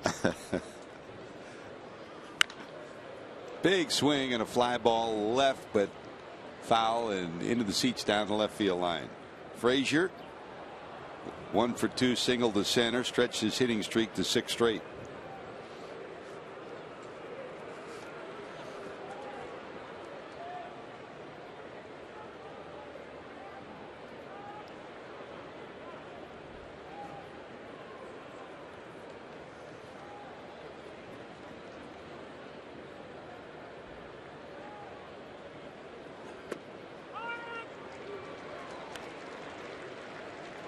Two and two.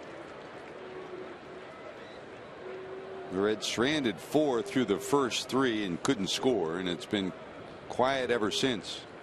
Bauer 1-2-3 in the 4th, 1-2-3 in the 5th, and 1-2-3 in the 6th for Trevor Bauer. 2-0 Indians.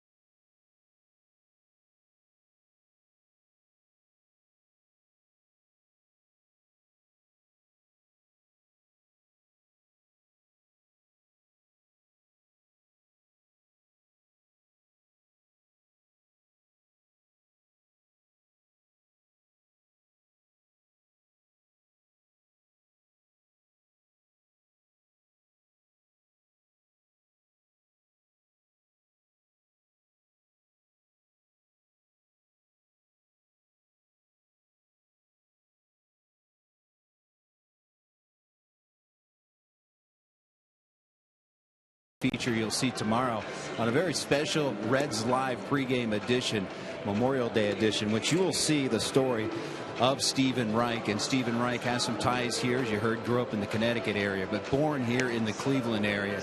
And like George said earlier, hope you're enjoying your Memorial Day weekend, but I hope you just take a couple moments and reflect on those that have given the ultimate sacrifice for this country, the greatest country on earth.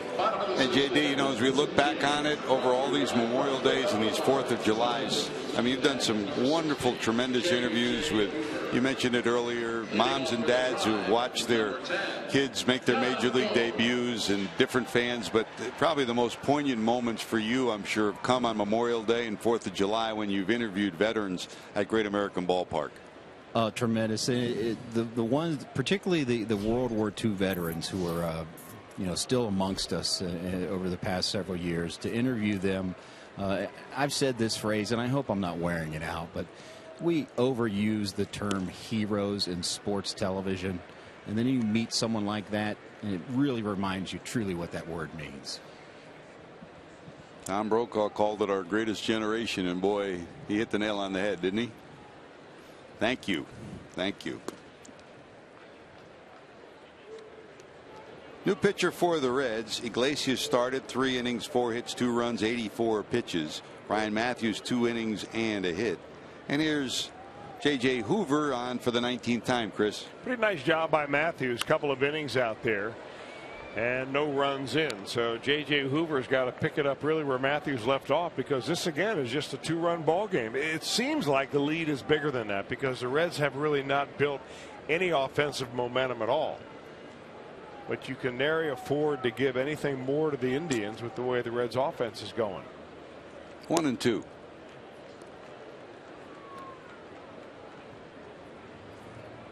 Gomes' first game back after 6 weeks on the disabled list. 2 strikeouts.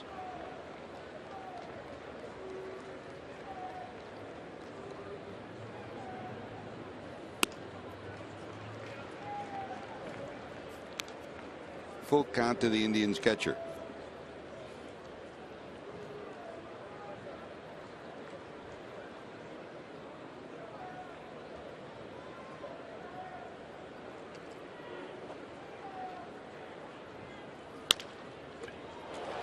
Off the glove of Hoover, it'll be a base hit for Gomes.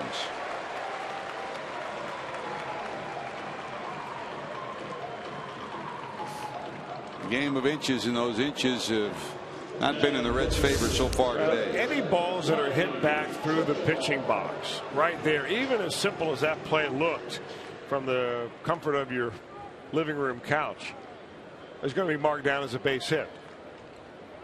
The official scores always give the pitchers the benefit of the doubt when it comes to being off balance after they throw a pitch to the plate. Ground ball to second. Phillips bobbles.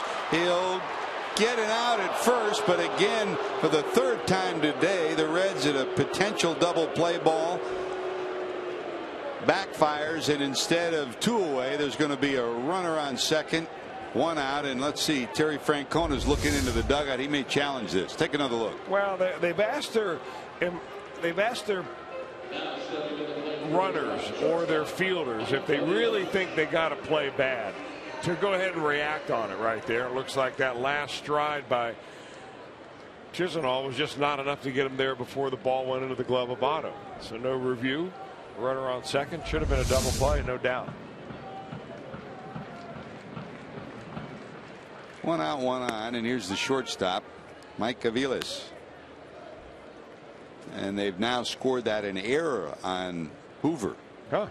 How about that? I didn't think they were permitted to do that. I guess if they think it's simple enough.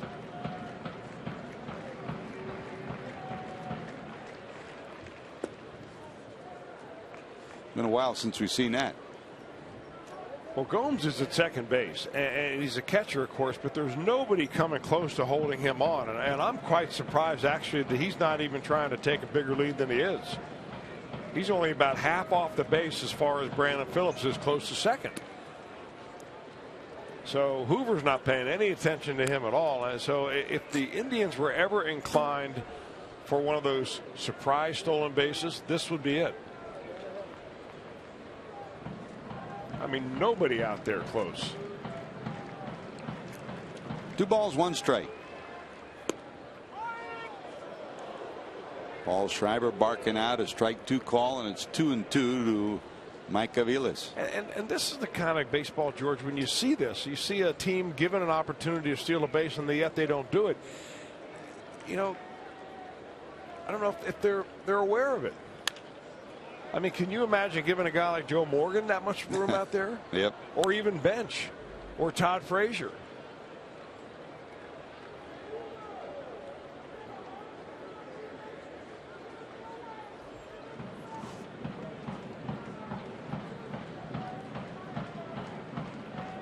Two. And we'll go full. 3 balls, 2 strikes to the number 9 hitter.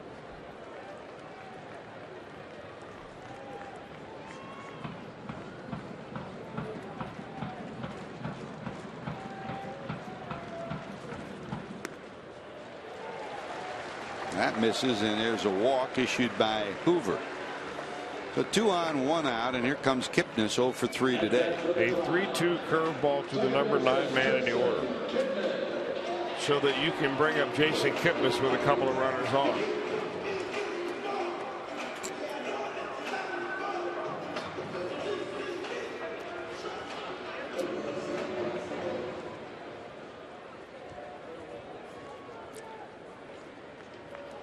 Kipnis struck out once looking, once swinging against Iglesias, and bounced to second his last time up. Brian Pena trying to convince J.J. Hoover to finish that breaking ball. Just don't flip it up there. Bend your back at the end.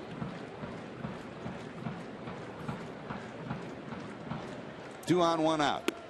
That's a strike. I remember as a kid, my dad yelling at me, bend your back. He didn't know anything about pitching, but he knew Warren Spahn bent his back at the end of his delivery. So it had to be okay. And really, that's what J.J. Hoover needs to finish it with.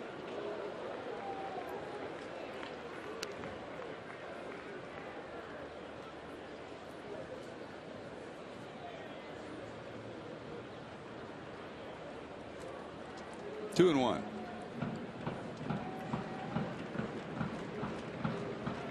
I imagine Bob Feller bent his back, George. Rapid Robert. You and I had some great discussions with him and Chris. A guy that was instrumental in your development and growth, of course, was Robin Roberts. And two hard-crusted guys who taught baseball the right way. Rapid Robin and Rapid Robert. Believed in the fastball first. Oh, yeah. 2-2. What's the most important thing you learned from Robin Roberts? Well, to try to repeat your delivery, but have confidence in your fastball no matter how fast or slow you're throwing it. It still's got to be your number one pitch, unless you're a trickster of a reliever. And we need a strike out of J.J. Hoover right here. And he'll walk another. Back-to-back walks after the error. And now the bases are loaded with only one out. And here comes Jeff Pico.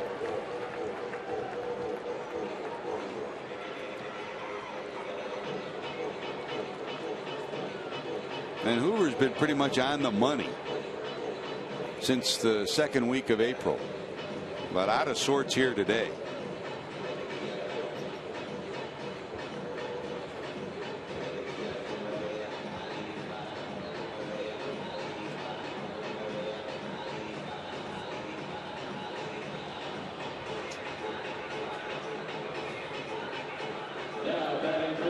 Here comes Carlos Santana. He struck out, doubled, and eventually scored in the third, and he bounced to the first baseman in the fourth.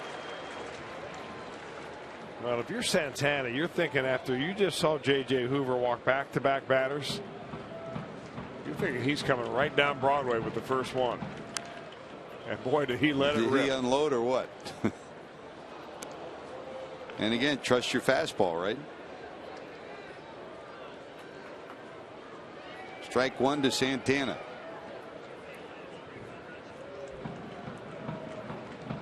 Burt Badenhop up and loosening in the Reds bullpen now. That's down and in for a ball. If you joined us late, Raisel Iglesias went 3 innings, allowed 4 hits, 2 runs, struck out 6, but 84 pitches. Matthews 2 innings, and here's Hoover in the 6th. Hit hard down the right field line, curving. It'll be foul by about 3 feet. And Carlos Santana knew it. He never moved out of the batter's box. It kept hooking.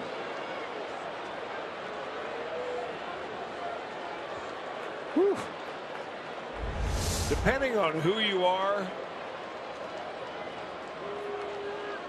your either heart is beating really fast right now or you're just a little bit disappointed. Man. So now it's 1-2. Pena held it there that extra instant, doesn't get the call from Schreiber, and it's 2-2. Well, this is your decision pitch right here. Key pitch for Hoover, key pitch for the Reds in this ball game. He just doesn't have his breaking ball at all this afternoon. So if you throw a breaking ball, if you're in the box as Carlos Santana, and you just saw the pitcher on a 2-2 count flip that breaking ball and not even come close. I mean, it takes all the guesswork out of what's coming next. 3 balls, 2 strikes, bases loaded with 1 out in the 6th.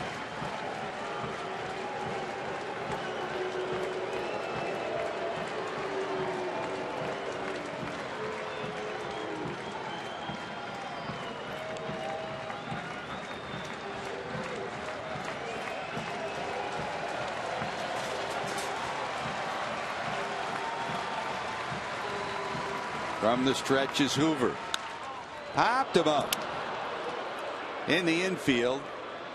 Infield fly rule called. Phillips will glove it. That'll be your second out. And what a good come from behind at bat now for J.J. Hoover. That pitch up in the zone. Carlos Santana says, man, I had a good spot on that, and I just got underneath it. A lot of different ways to break a bat.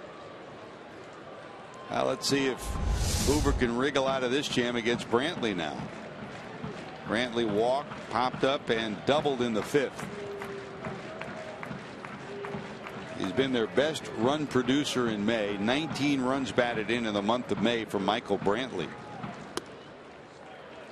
He'll make you throw strikes. There's no question about that.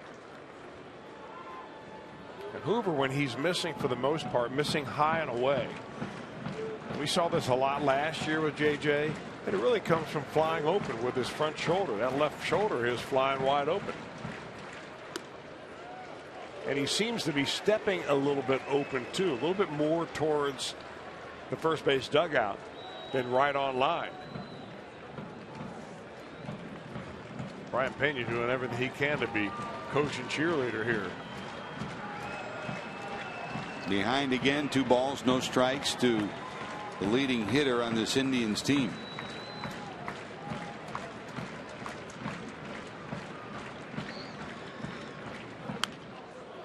Two and one. Hoover committed an error and a bouncer right back to him to allow Gomes to reach base. Aviles walked. Kipnis walked. Bases still loaded now with 2 outs. Brantley at the plate.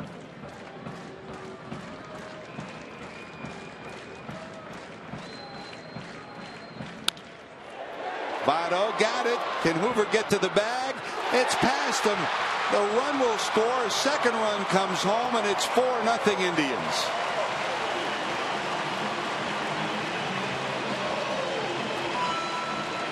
Votto made a great stop, but the throw got away from Hoover at the bag. The Reds will commit their 3rd error of the ball game, and 2 runs score to make it 4-0. Well, Brian Price comes slowly out. That'll be a pitching change. But first, a replay of the ground ball snagged by Votto. And it looked like it was a catchable throw right there. I think what happened is that Hoover was getting so close to the bag that he may have taken his eye off the ball for a second to check out where his feet were. And that's what enabled that ball to get by J.J. Hoover, and he will be in the showers. So while the pitching change takes place, we'll take time out for these messages. Time for our Skyline Chili call to the bullpen. You're watching Reds baseball on Fox Sports Ohio.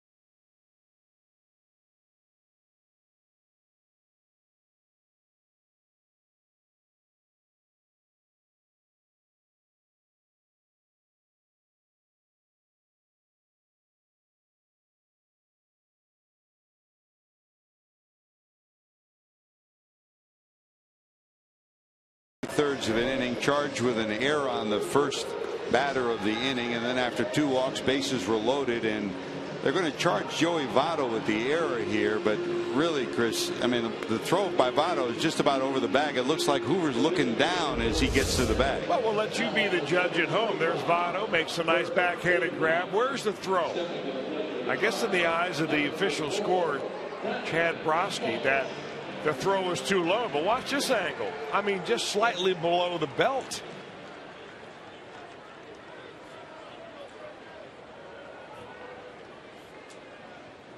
Very catchable. Boy. Not the nimblest of covering first base there by J.J. Hoover. So the end result, 2-run score, the runner from first going. And Burke Badenhop never even realized there was a runner at first. Never even looked over. It's a stolen base for Brantley. And now it's second and third.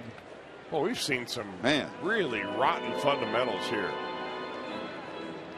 I think Joey Votto is somewhat incensed that Hoover did not catch that ball. He was a little bit animated after that. I don't blame him. He's probably even more incensed now that he realized that he got hung with the error.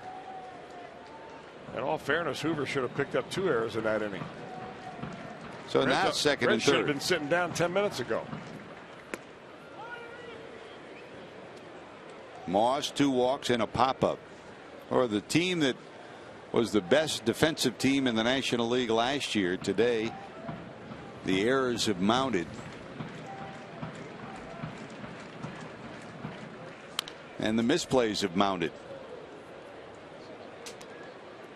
I mean, after Joey makes the throw, he slams his fist towards the ground, upset at the inability to end the inning on the play at first.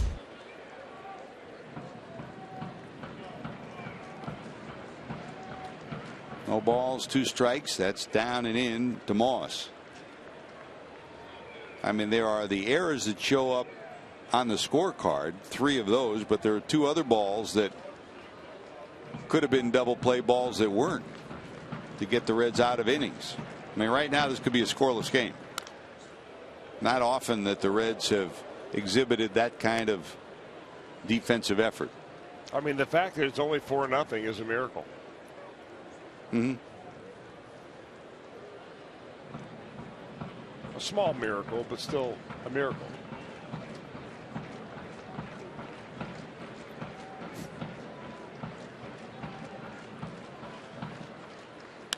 The miracle has to be on the other side of the ball. The Reds just have not been able to come up with any offense at all.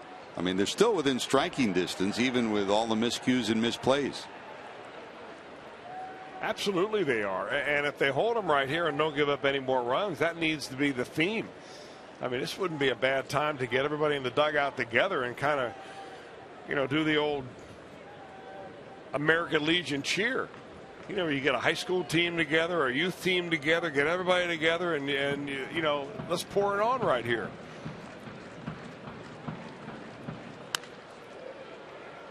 Votto's got this one. He'll take it himself. Taps the bag, but No the chances. damage done.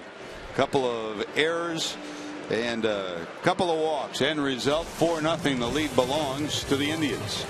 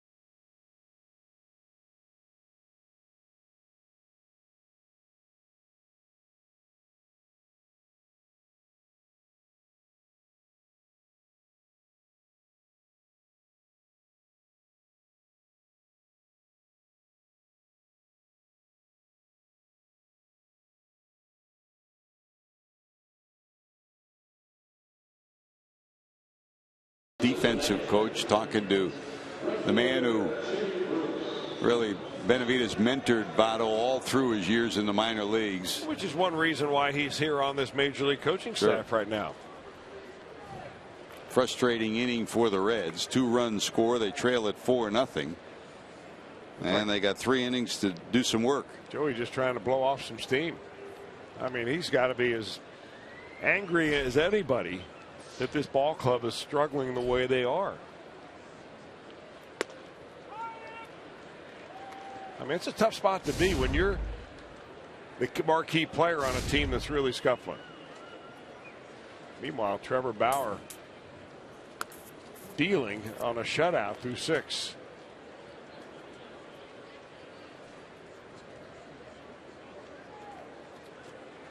There's Bruce. Bounced out, flied out 0 for 2. 6-game hitting streak on the line. Fly ball to right. Front of the warning track. Moss is there, and Jay's 0 for 3. Well, the Reds had their chances early. They had 2 hits in the first. Runner reached on an error in the second. And another double in the third. But since then, Bauer at a 1-2-3 fourth, a 1-2-3 fifth, a 1-2-3 sixth, and he gets the first out here in the 7th. Kind of like what happened with Corey Kluber yesterday. Reds had hits. 4 of the first 6 batters got hits off of Kluber. And then he didn't give up much else the rest of the day. And 2 quick outs here.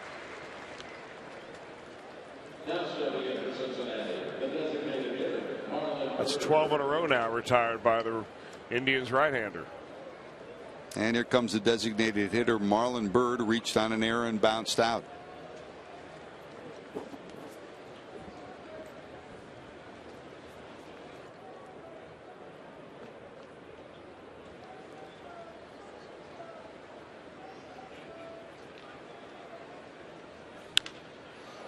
Hit deep to left, going back, looking up, way back. That's going to be gone. Marlon Byrd's 9th homer of the year gets the Reds on the board. A solo shot. And Byrd answers to end the 12 straight retired by Bauer, and the Reds are finally on the board. The batter for Cincinnati, center fielder Brennan White. Well, the home run, the 9th of the year for Marlon. That'll get his batting average back over the 200 mark. And he drives in run number 24 with that long ball. Here's Brennan Bosch, lined out, bounced out, 0 for 2.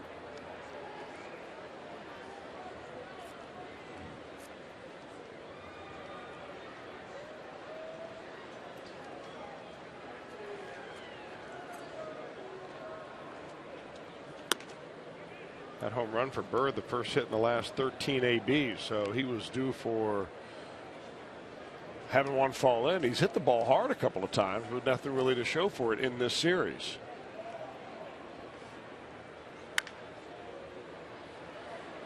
Of those 9 home runs he had, 7 of them now have come in the month of May.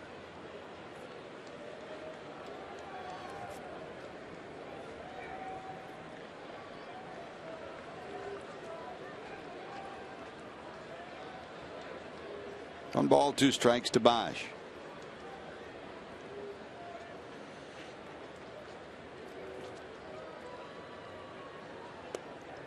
Call strike 3. Bauer gets the strikeout. Reds get a run. Within 3, we're heading to the bottom of 7. Murphy will lead it off. That's impressive. Brandon Bosch.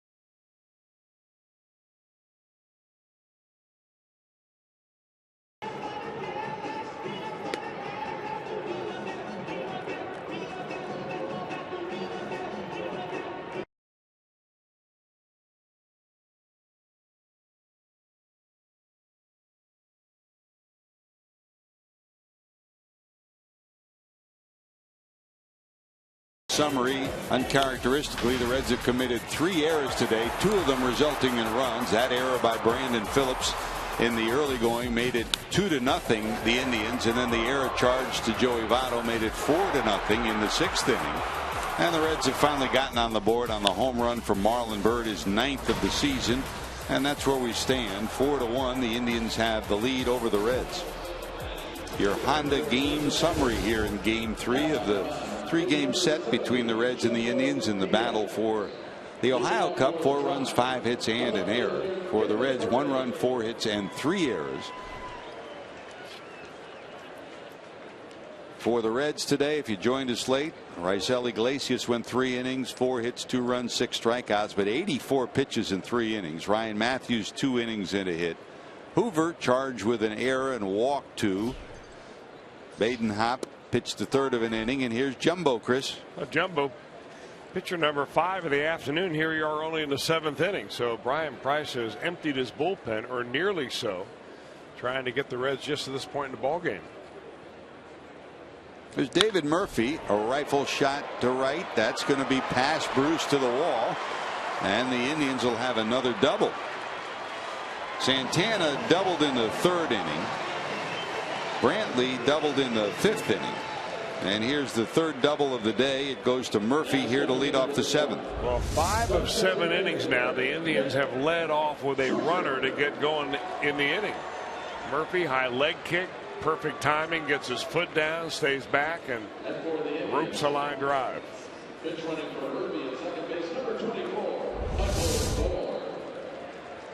And that'll bring up Swisher.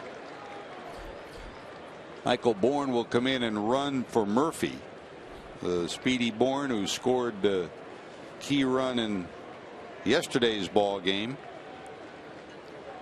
now out at second base with nobody out. Here's Swisher, single to center, reached on the error by Phillips that allowed the 2nd run to score in the 3rd, and then bounced to the first baseman.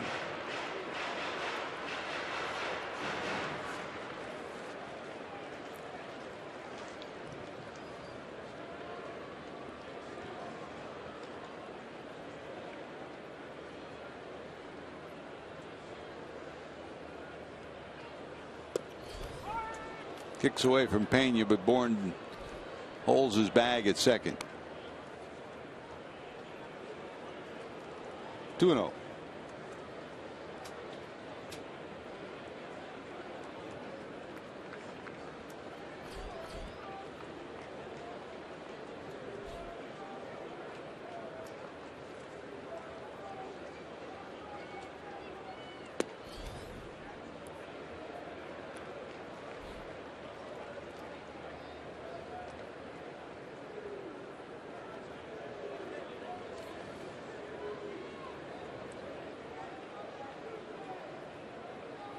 Negron right behind Bourne to try to keep him as close as he can to the bag. There's a swing and a miss by Swisher. And it's 3 balls and a strike.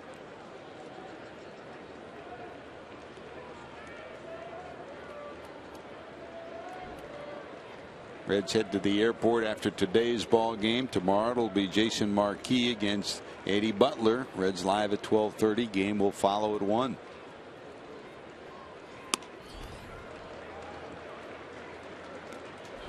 First of 3 against the Colorado Rockies. Off day on Thursday, and it's been a strange schedule with 2 off days this week and another one next week for the Reds before the Washington Nationals come in. Washington leading Philadelphia 2-1 in the 7th inning now in their game at Washington.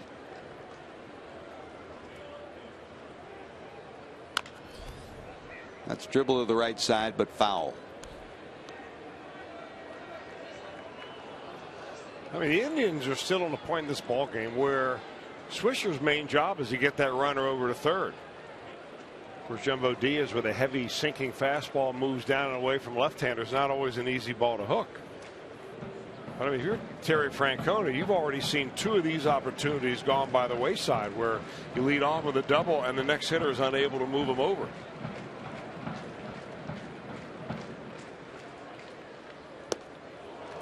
Make it 3. Good spot, big swing, and a strikeout for Diaz. For the Indians, now stepping to the plate, catcher John Nolan. Well, the Reds aren't the only team unable to move runners over. If you're looking for a silver lining, that's a pretty nasty slider from Jumbo.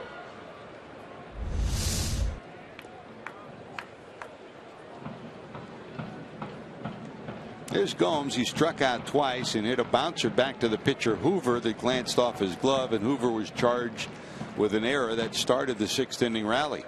Hoover then walked 2, and the second error of the inning produced a run. Frazier holds the runner in the dirt, but Votto picks it.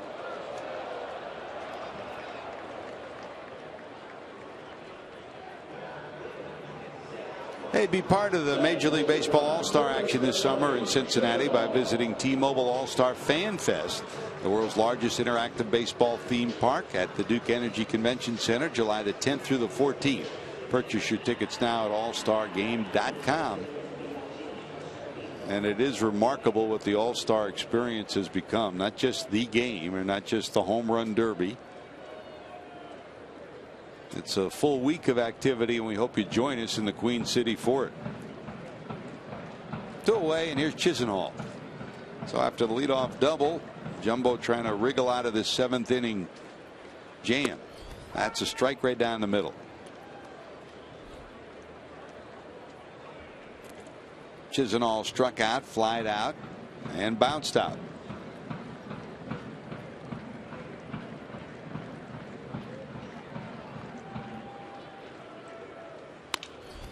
Down to second. Phillips has it.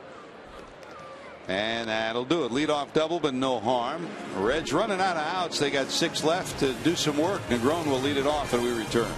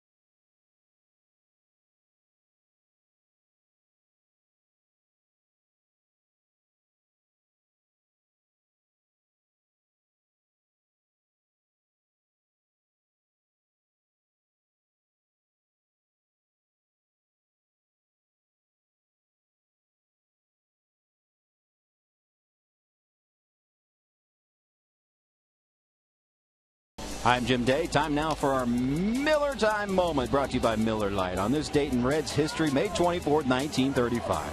First night game in Major League Baseball history was at Crosley Field in Cincinnati. Reds versus the Phillies before 20,422 fans. And President Franklin Delano Roosevelt ceremoniously flipped the switch from the White House, and forever the game was changed. The Reds won that game that night 2-1. And George and Chris wanted to change the game because we play mostly night games now. You're right, JD. And how about, boy, did it change between night games and television? It's a different world, huh? Although I'd like to see a few more day games thrown into the mix along the road, wouldn't you? Well, we got a day game today. Mm-hmm. Started out a blue sky day here in Cleveland. It's clouded over, but even more so figuratively from the Reds standpoint. But they're still only down by 3, and they've got a few outs left to go. Michael Bourne stays in the game. Brantley goes to left. Bourne goes into center field. So Brantley moves from center to left. Michael Bourne in center. Negron takes it outside. 2 balls and 1 strike. He really hasn't been dominating today, but he's been just good enough to keep the Reds off the scoreboard. He went through a time there before that home run by Marlon Byrd where he retired 13 in a row. Hit pretty good to left. Going back against the wall. Rounding first, going to second is DeGrom. Here comes the throw, and he just does get in. Wow. And give DeGrom credit. He busted it out of the box, or else he would have been dead. A perfect throw from Brantley to second, but DeGrom gets in, and they wave to the dugout to decide whether or not to challenge this. Take another look. It's a much better outfield configuration with Bourne defensively anyway, with Bourne in center and Brantley in left. That is a heck of a play by Brantley. I think that halfway to second base, DeGrom was probably very surprised to see that play, that ball coming in there, and the play being so tight. Definitely safe. Good slide. Great throw, but great slide by Negron. So the Reds get their leadoff hitter on at second base. A 2-base hit from Negron, and back to the top of the order. Here's Brandon. I imagine now there'll be a short leash for Trevor Bauer here. We're getting into the 8th inning. Bauer approaching the 100 pitch mark, 1 pitch away from it. The last 2 starts he had each went 7 1/3. So he's at that area where maybe he's looking at the scoreboard thinking, can I get through the 8th? Phillips bounced out, lined out, bounced out, 0 for 3. Missing inside, 2-0.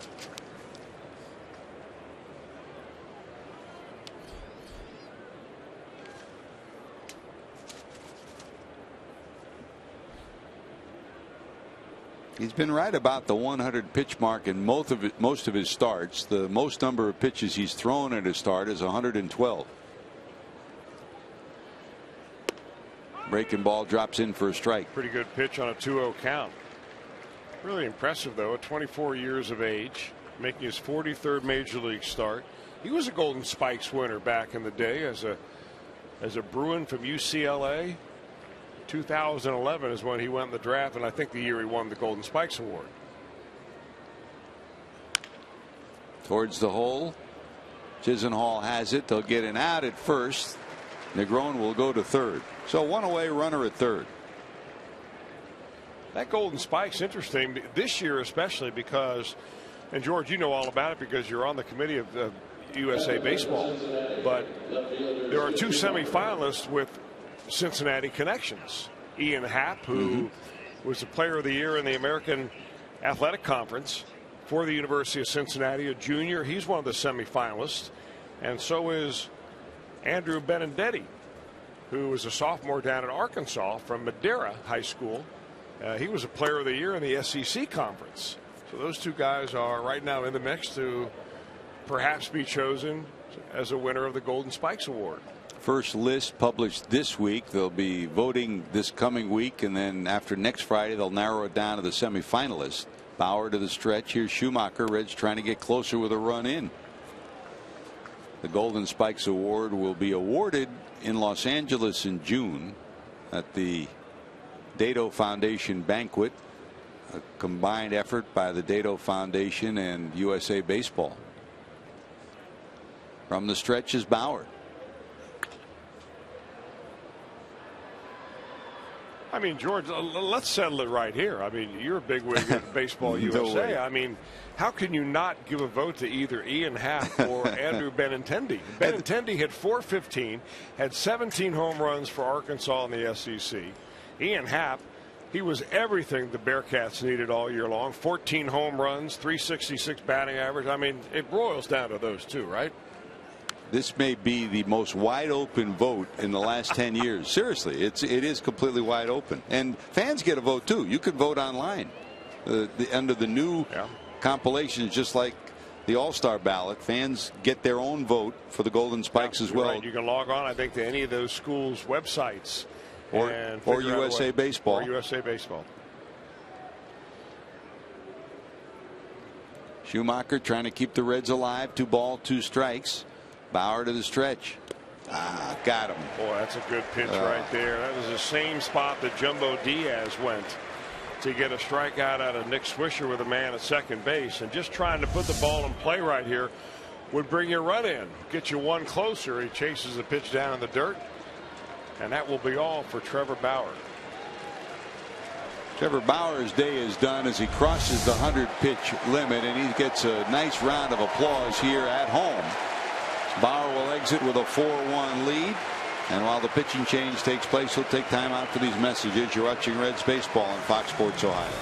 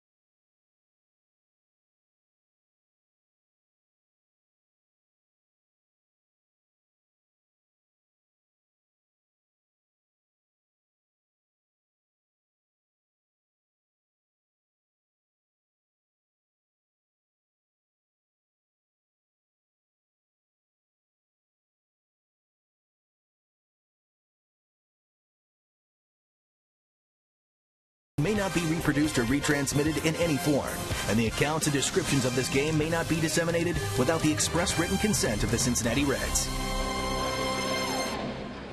Don't forget, coming up, you can cheer on the Reds Saturday, May 30th, when they take on the Washington Nationals at Great American Ballpark, part of Super Saturdays. The first 25,000 fans will receive a Billy Hamilton bobblehead presented by Cincinnati Bell. For tickets, call 513-381-REDS. Visit select Kroger locations or reds.com/tickets. Well, Bauer's gone 7 2/3. There's a runner on third, 2 outs, and here's your situational lefty, Mark Zipchinski, who takes over, Chris. Well, they also call him Scrabble. Yeah. Because of that name of his, but he's a left-hander, one of the two that they've got in the bullpen at his disposal. 29-year-old left-hander. Been around a little bit. Toronto, St. Louis, 3 years now with the Indians. He's facing Votto. Joey's 3 for 9 against him. With Votto coming up, they go to the lefty to see if they can end the inning here and end the Reds rally here. Joey today flied to center, double to right, and popped to the second baseman. Negron led off with a double. He's on third with 2 away. Down and in.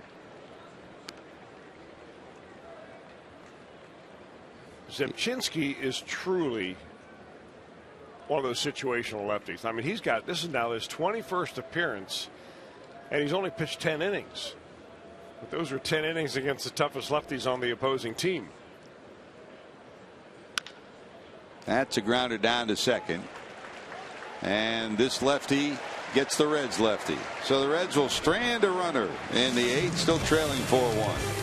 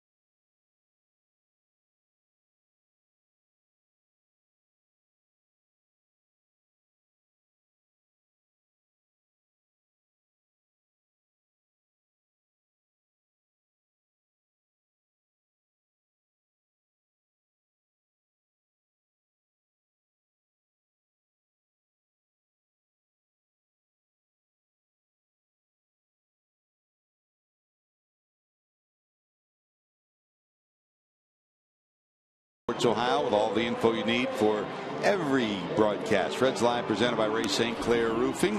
Don't forget, tomorrow the Reds will head home after tonight's ball game. It'll be Jason Marquis against Eddie Butler as the Rockies come to town. Reds Live at 12:30. The game will follow at 1 o'clock.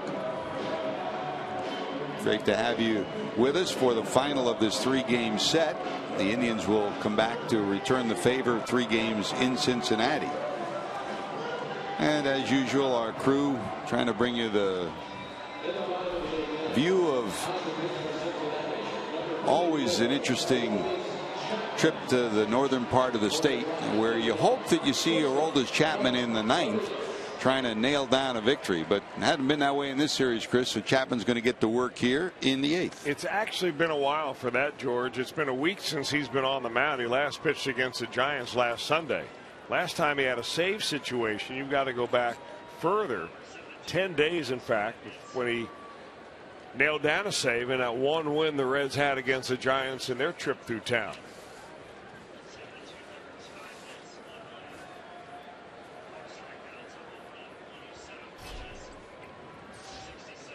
Chapman faces Mike Aviles, the number 9 hitter. Kipnis and Santana due to follow. Iglesias started 3 innings, 4 hits, 2 runs. He did strike out 6, but threw 84 pitches in those 3 innings of work, so he exited. Ryan Matthews 2 innings and a hit. Hoover 2/3 of an inning, 2 runs scored. Committed an error, and the Reds committed 2 errors in the inning as those 2 runs did score. Badenhop 1/3 of an inning, Diaz an inning, and here's Chapman. For Bauer, 7 2/3 and 107 pitches was his final pitch count. And he exits with that 4-1 lead. Aviles doubled in the 2nd, was left stranded, struck out in the 4th, and walked in the 6th, part of that rally that produced 2 runs.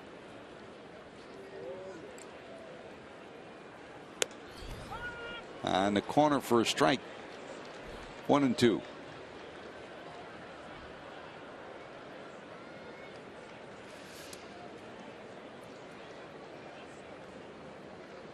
Indians will be back to play the Reds right after the All-Star break, Friday, Saturday, Sunday, 17, 18, 19 of July, for their return trip in interleague play.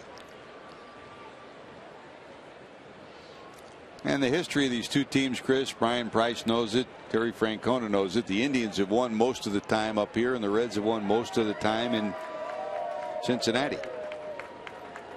All told, the Indians have a slim lead in the all-time series, 47 wins to 44. Line drive to short. Negron has it, 1 away. Well, there's a big difference between losing 2 out of 3 and 3 out of 3. Especially when you're on the tails of a long losing streak. The Reds, after winning 1 against the Giants last week, really just have been skunked ever since. Brian Price has said it. I mean, it's not even close ball games, although yesterday's game was a 2-1 loss. A lot of them have been blowout losses where the Reds just have not been able to get anything going offensively. Look at the scoreboard again today. You got 1 run up there. Same old, same old. The April funk was due to the bullpen. The May funk has been due to lack of offense. Kipnis struck out, bounced out, walked. Well, this series, I think every part of the Reds game has chipped in. This one hit pretty good to center field. Back towards the wall. It's 1 hop off the wall. Bosch has it, and Kipnis ends his 0 for 3 day with a resounding double off the center field wall. With 1 out, he's in scoring position.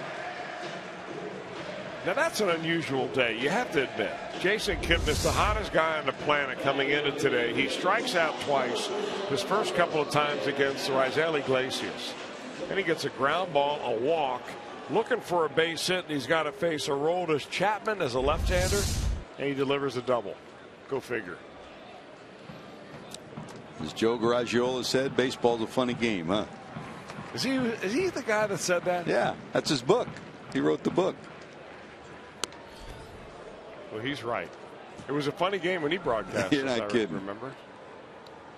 You still get to see him when you go to Arizona. Tremendous person and a tremendous broadcaster as well. Here's Santana. Bounce back through the middle, past Phillips into center. That's going to score a run, and it's 5-1.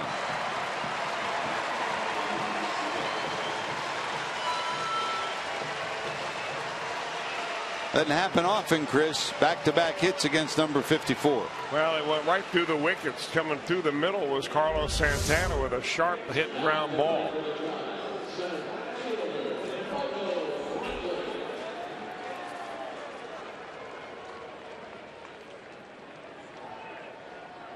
I mean, really, if you're Brian Price, you're hoping that Chapman just knocks some rust off out there. Yes, you really would have liked to see an inning with no runs scored. But more importantly, you got to get this guy in them for more ball games. Yeah. Once a week. I mean, if he's the best arm in the organization, and he is, and he could be the best arm in the league, and you're only seeing him once a week, underutilized.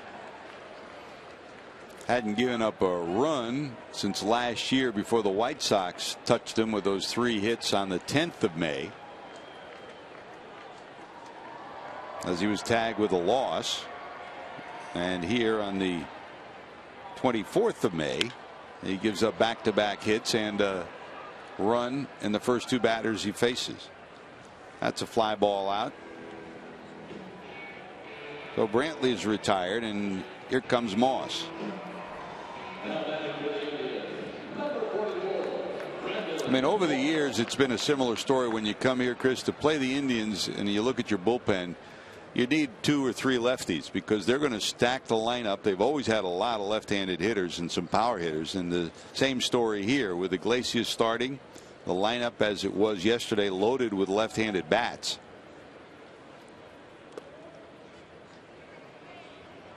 You know, and I think the Reds would agree with you. The decision makers in the front office would certainly agree that, but I think that they wish they had more left-handed pitching available coming up through the pipeline.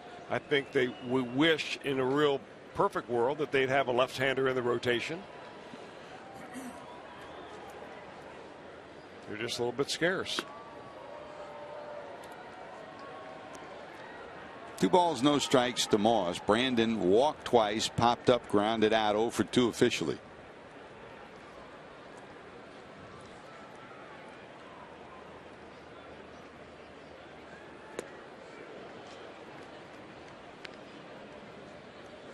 Nasty breaking ball for a strike.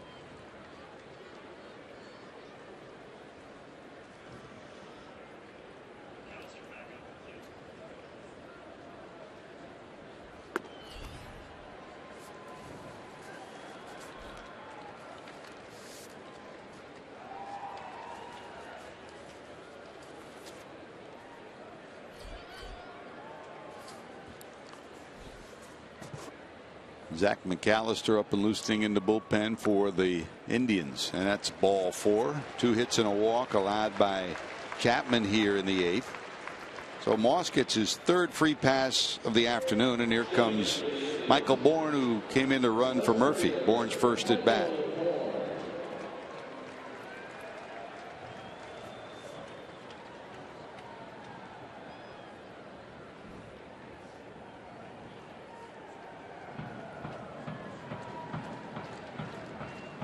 Santana off second, Moss off first with 2 away.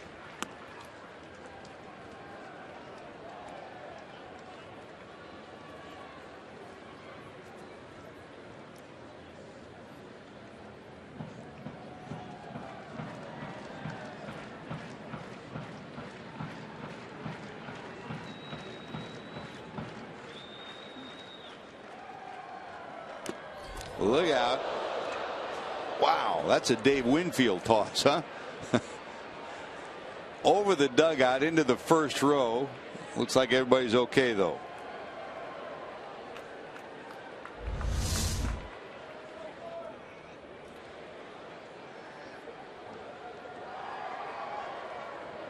I think it was a Reds fan that got that right there. Hopefully it didn't leave a bruise. Michael Bourne doesn't even want that one back. He waved at him, you keep it. He goes, hey, I'm hitting 230 with that bat. You can have it. 1 ball, 1 strike to Bourne. Looks like he's okay behind the dugout. Winfield was probably the best at that, wasn't he? Man, he could really launch him. He whirly bird some past first base or third base. Actually, it was Bert Campaneris. Yeah. His bat was bigger than him.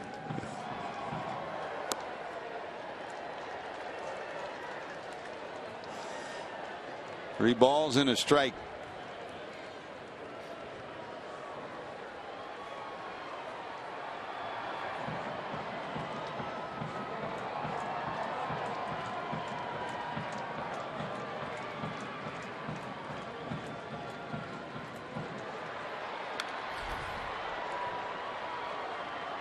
And we'll go full 3-2 with 2 outs and 2 on for the Indians here in the 8th.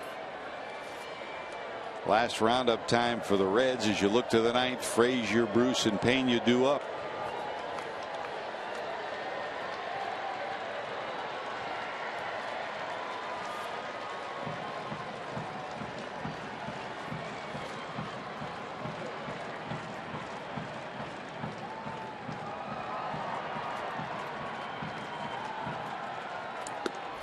That's high and a walk. They peeled down to third. Says Sean Barker. Well, what you don't want to have happen here, obviously you don't want more runs in, but you don't want to have happen is that this inning becomes so prolonged for Aroldis Chapman that you're not going to be able to use him on Tuesday. I mean, you're going to be able to use him tomorrow. He's at 22 pitches right now. It's no big deal. He's asking Brian Pena to ask Chapman, probably, are you all right? Is everything okay out there with you? And I think that's why Brian Price is coming to the mound instead of Jeff Pico. He's dealt with Chapman over the last few years as Chapman's pitching coach.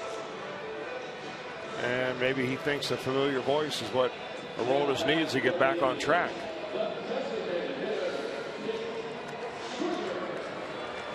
Now, no day off tomorrow, so you have games Monday, Tuesday, Wednesday before a day off, and you want him available for every one of those every games. one of them, sure. So Chapman, 22 pitches into the 8th inning, and now will face the switch hitting Nick Swisher. Swisher singled, reached on an error, bounced out, struck out. Base is loaded. Fastball at 99, way inside.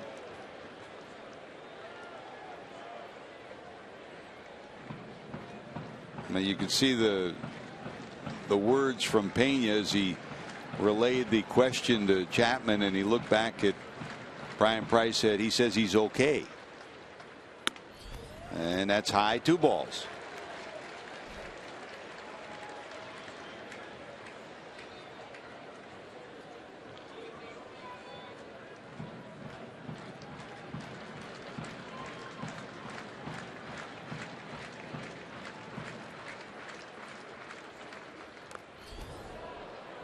That hit the bat for a strike, and it would have been a ball. 2-1.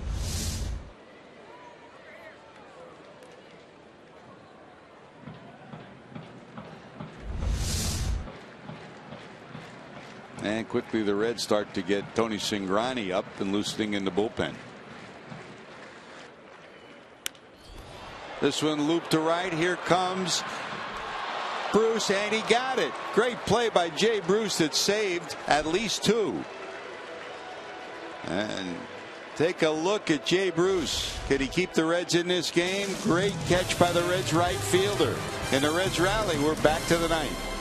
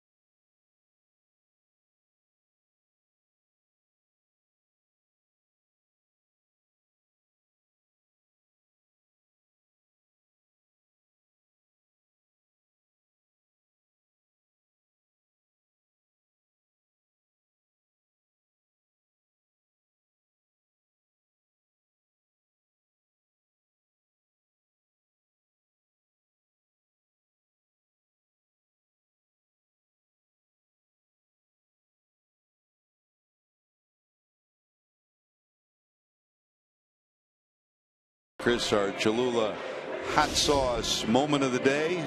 Raisel Iglesias had some good moments. He did have some good moments. He threw a lot of pitches in the first few innings, and that's why he didn't last deep into the ball game. But this is our flamethrower at 92 miles an hour, resulting in a strikeout, a sidewinding fastball. One of 6 that Iglesias had on the day. Those are the numbers of the starters, and you can see the difference. The biggest difference, obviously, is the innings pitched. Trevor Bauer, another 7+ inning effort and 1 earned run given up. He's had a nice day today. Did not walk a batter. For a pitcher that came into the ball game averaging 4 walks every 9 innings, he tightened it up a little bit. And the pitch count for those 2 pitchers, 107 for Bauer in the 7 2/3, and 84 pitches for Iglesias if you joined us late as he went those 3 innings. Ryan Matthews, J.J. Hoover, Burt Batenhop, Jumbo Diaz, and Chapman followed him. And for the Indians, Mark Zepchinski did what he was supposed to do. He got Joey Votto to end the 8th. We go to the 9th. Here's the closer for the Indians, Cody Allen, who's blown only 1 save this year. Well, you hate to see this guy. I mean, there's always one guy that you don't want to see in your series very often, and that would be the other team's closer. He's been good. Allen facing Frazier. Tied today, single to stretch his hitting streak to 6 straight. Flied out and struck out.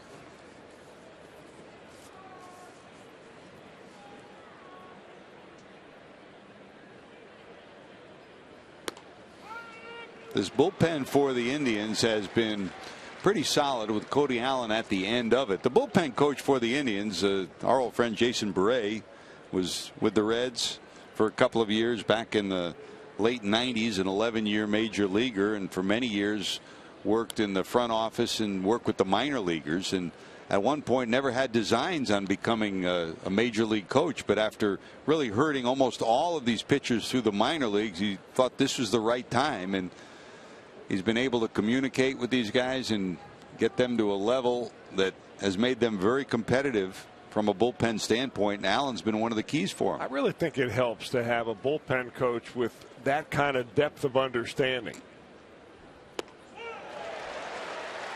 There's a depth on the breaking ball, too. Well, that's a pretty good one. He's a 2-pitch pitcher, but both of them are plus pitches. All you have to do is ask Todd Frazier. Mid-90s fastball, hard hammer of a down-working slider. Man, I got to call that a curveball, but he calls it a slurve. Slurvy slider. Frazier strikes out, and here's Jay. Bruce, 6-game hitting streak on the line. Bounced out, flied out, flied out.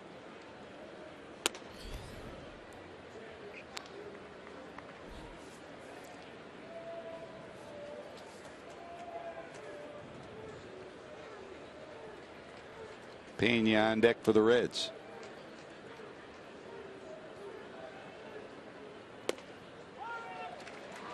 Breaking ball drops in for a strike. 1-1.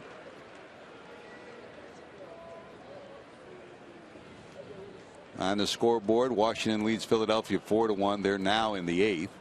Chicago and Arizona just starting scoreless in the 1st. San Francisco, Colorado just starting 2. The Rockies will fly to Cincinnati after the game. In fact, they haven't started. It is raining in Colorado right now, so they're going to be delayed a bit at the very least. Pittsburgh leads Miami 7-1 in the 7th.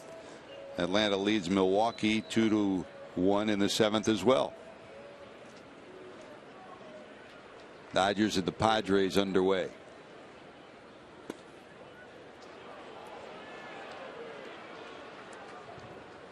Now the Indians really hit a home run with the guy you're looking at right there in Cody Allen. 2011 draft. He was the 23rd round. Came out of St. Pete Community College and then High Point University in High Point, North Carolina. Keep the line moving. The Reds get a base runner here in the 9th on the walk to Jay Bruce. Here comes Pena. I mean, if you can draft your eventual closer in the 23rd round, you're very fortunate. And he's been a workhorse really since 2013. He appeared in 77 that year, 76 games last year, and 24 saves. And he's on a pace to do about that same this year. Saved 9 out of 10 that he's been called upon this year. The Reds try to touch him here in the ninth. Pena bounced out 3 times, once to the shortstop, once to the first baseman, once to the second baseman. Peers down at Jim Riggleman, rolling through signs in the third base coach's box. Marlon Byrd, who's already homered, is on deck.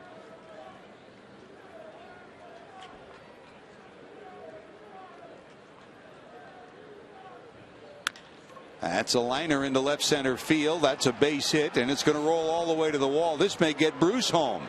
Riggleman's going to send him around third. Coming to the plate is Jay, and it's a double for Pena.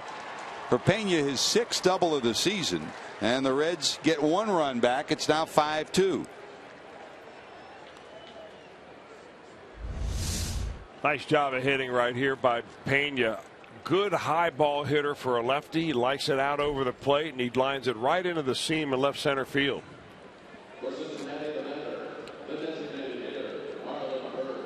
Well, a couple of base knocks right here make this very interesting. That last run in the bottom of the 8th hurts a little bit now. We've seen a lot of crazy endings to games here over the years. You're not kidding. Allen facing Bird. Marlin homered his last time up. For Marlin, his 9th homer of the year, and look out. Take one for the team there, Marlin.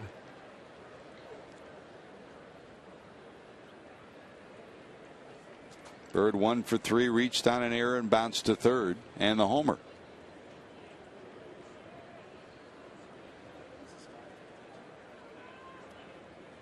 Brennan Bosch is on deck. That's inside also, and Jan Gomes will go out and talk to his closer. I mean, you really can't say that Cody Allen has been Mr. Automatic so far this year. He's blown 1, but his earned run average is up north of 6. And mainly because he gave up a couple of runs early in the year. Had a bad outing in Detroit, had another bad outing in Chicago against the White Sox. Gave up 4 in the 9th against the White Sox to lose that game. Yep. Ended up with the loss, not only a blown save there. But he's been pretty predictable ever since. Doesn't normally walk himself into trouble. 2 balls, no strikes to Marlon Byrd.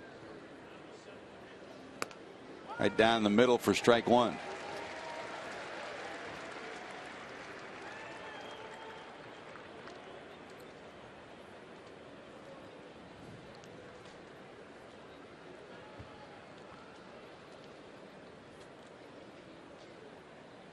Long look into Gomes. Pena off second.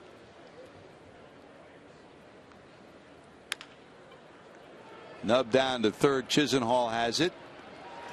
And they just do get Bird by the slimmest of margins at first for the second out.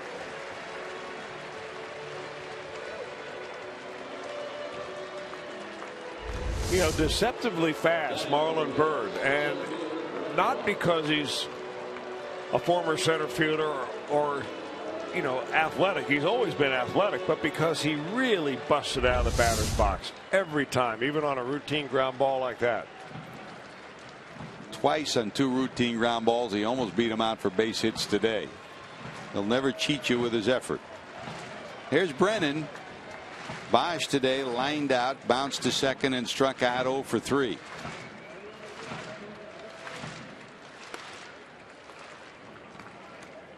Bosch has faced Allen once. He's 0 for 1 against him.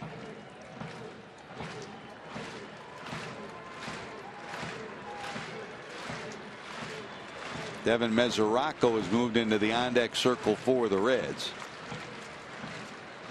If Bosch can get on, Mesoraco would represent the tying run, and one swing could knot it up.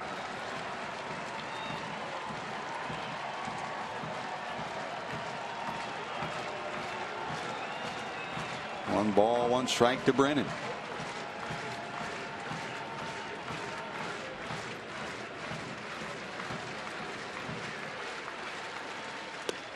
Breaking ball drops in. It's 1-2.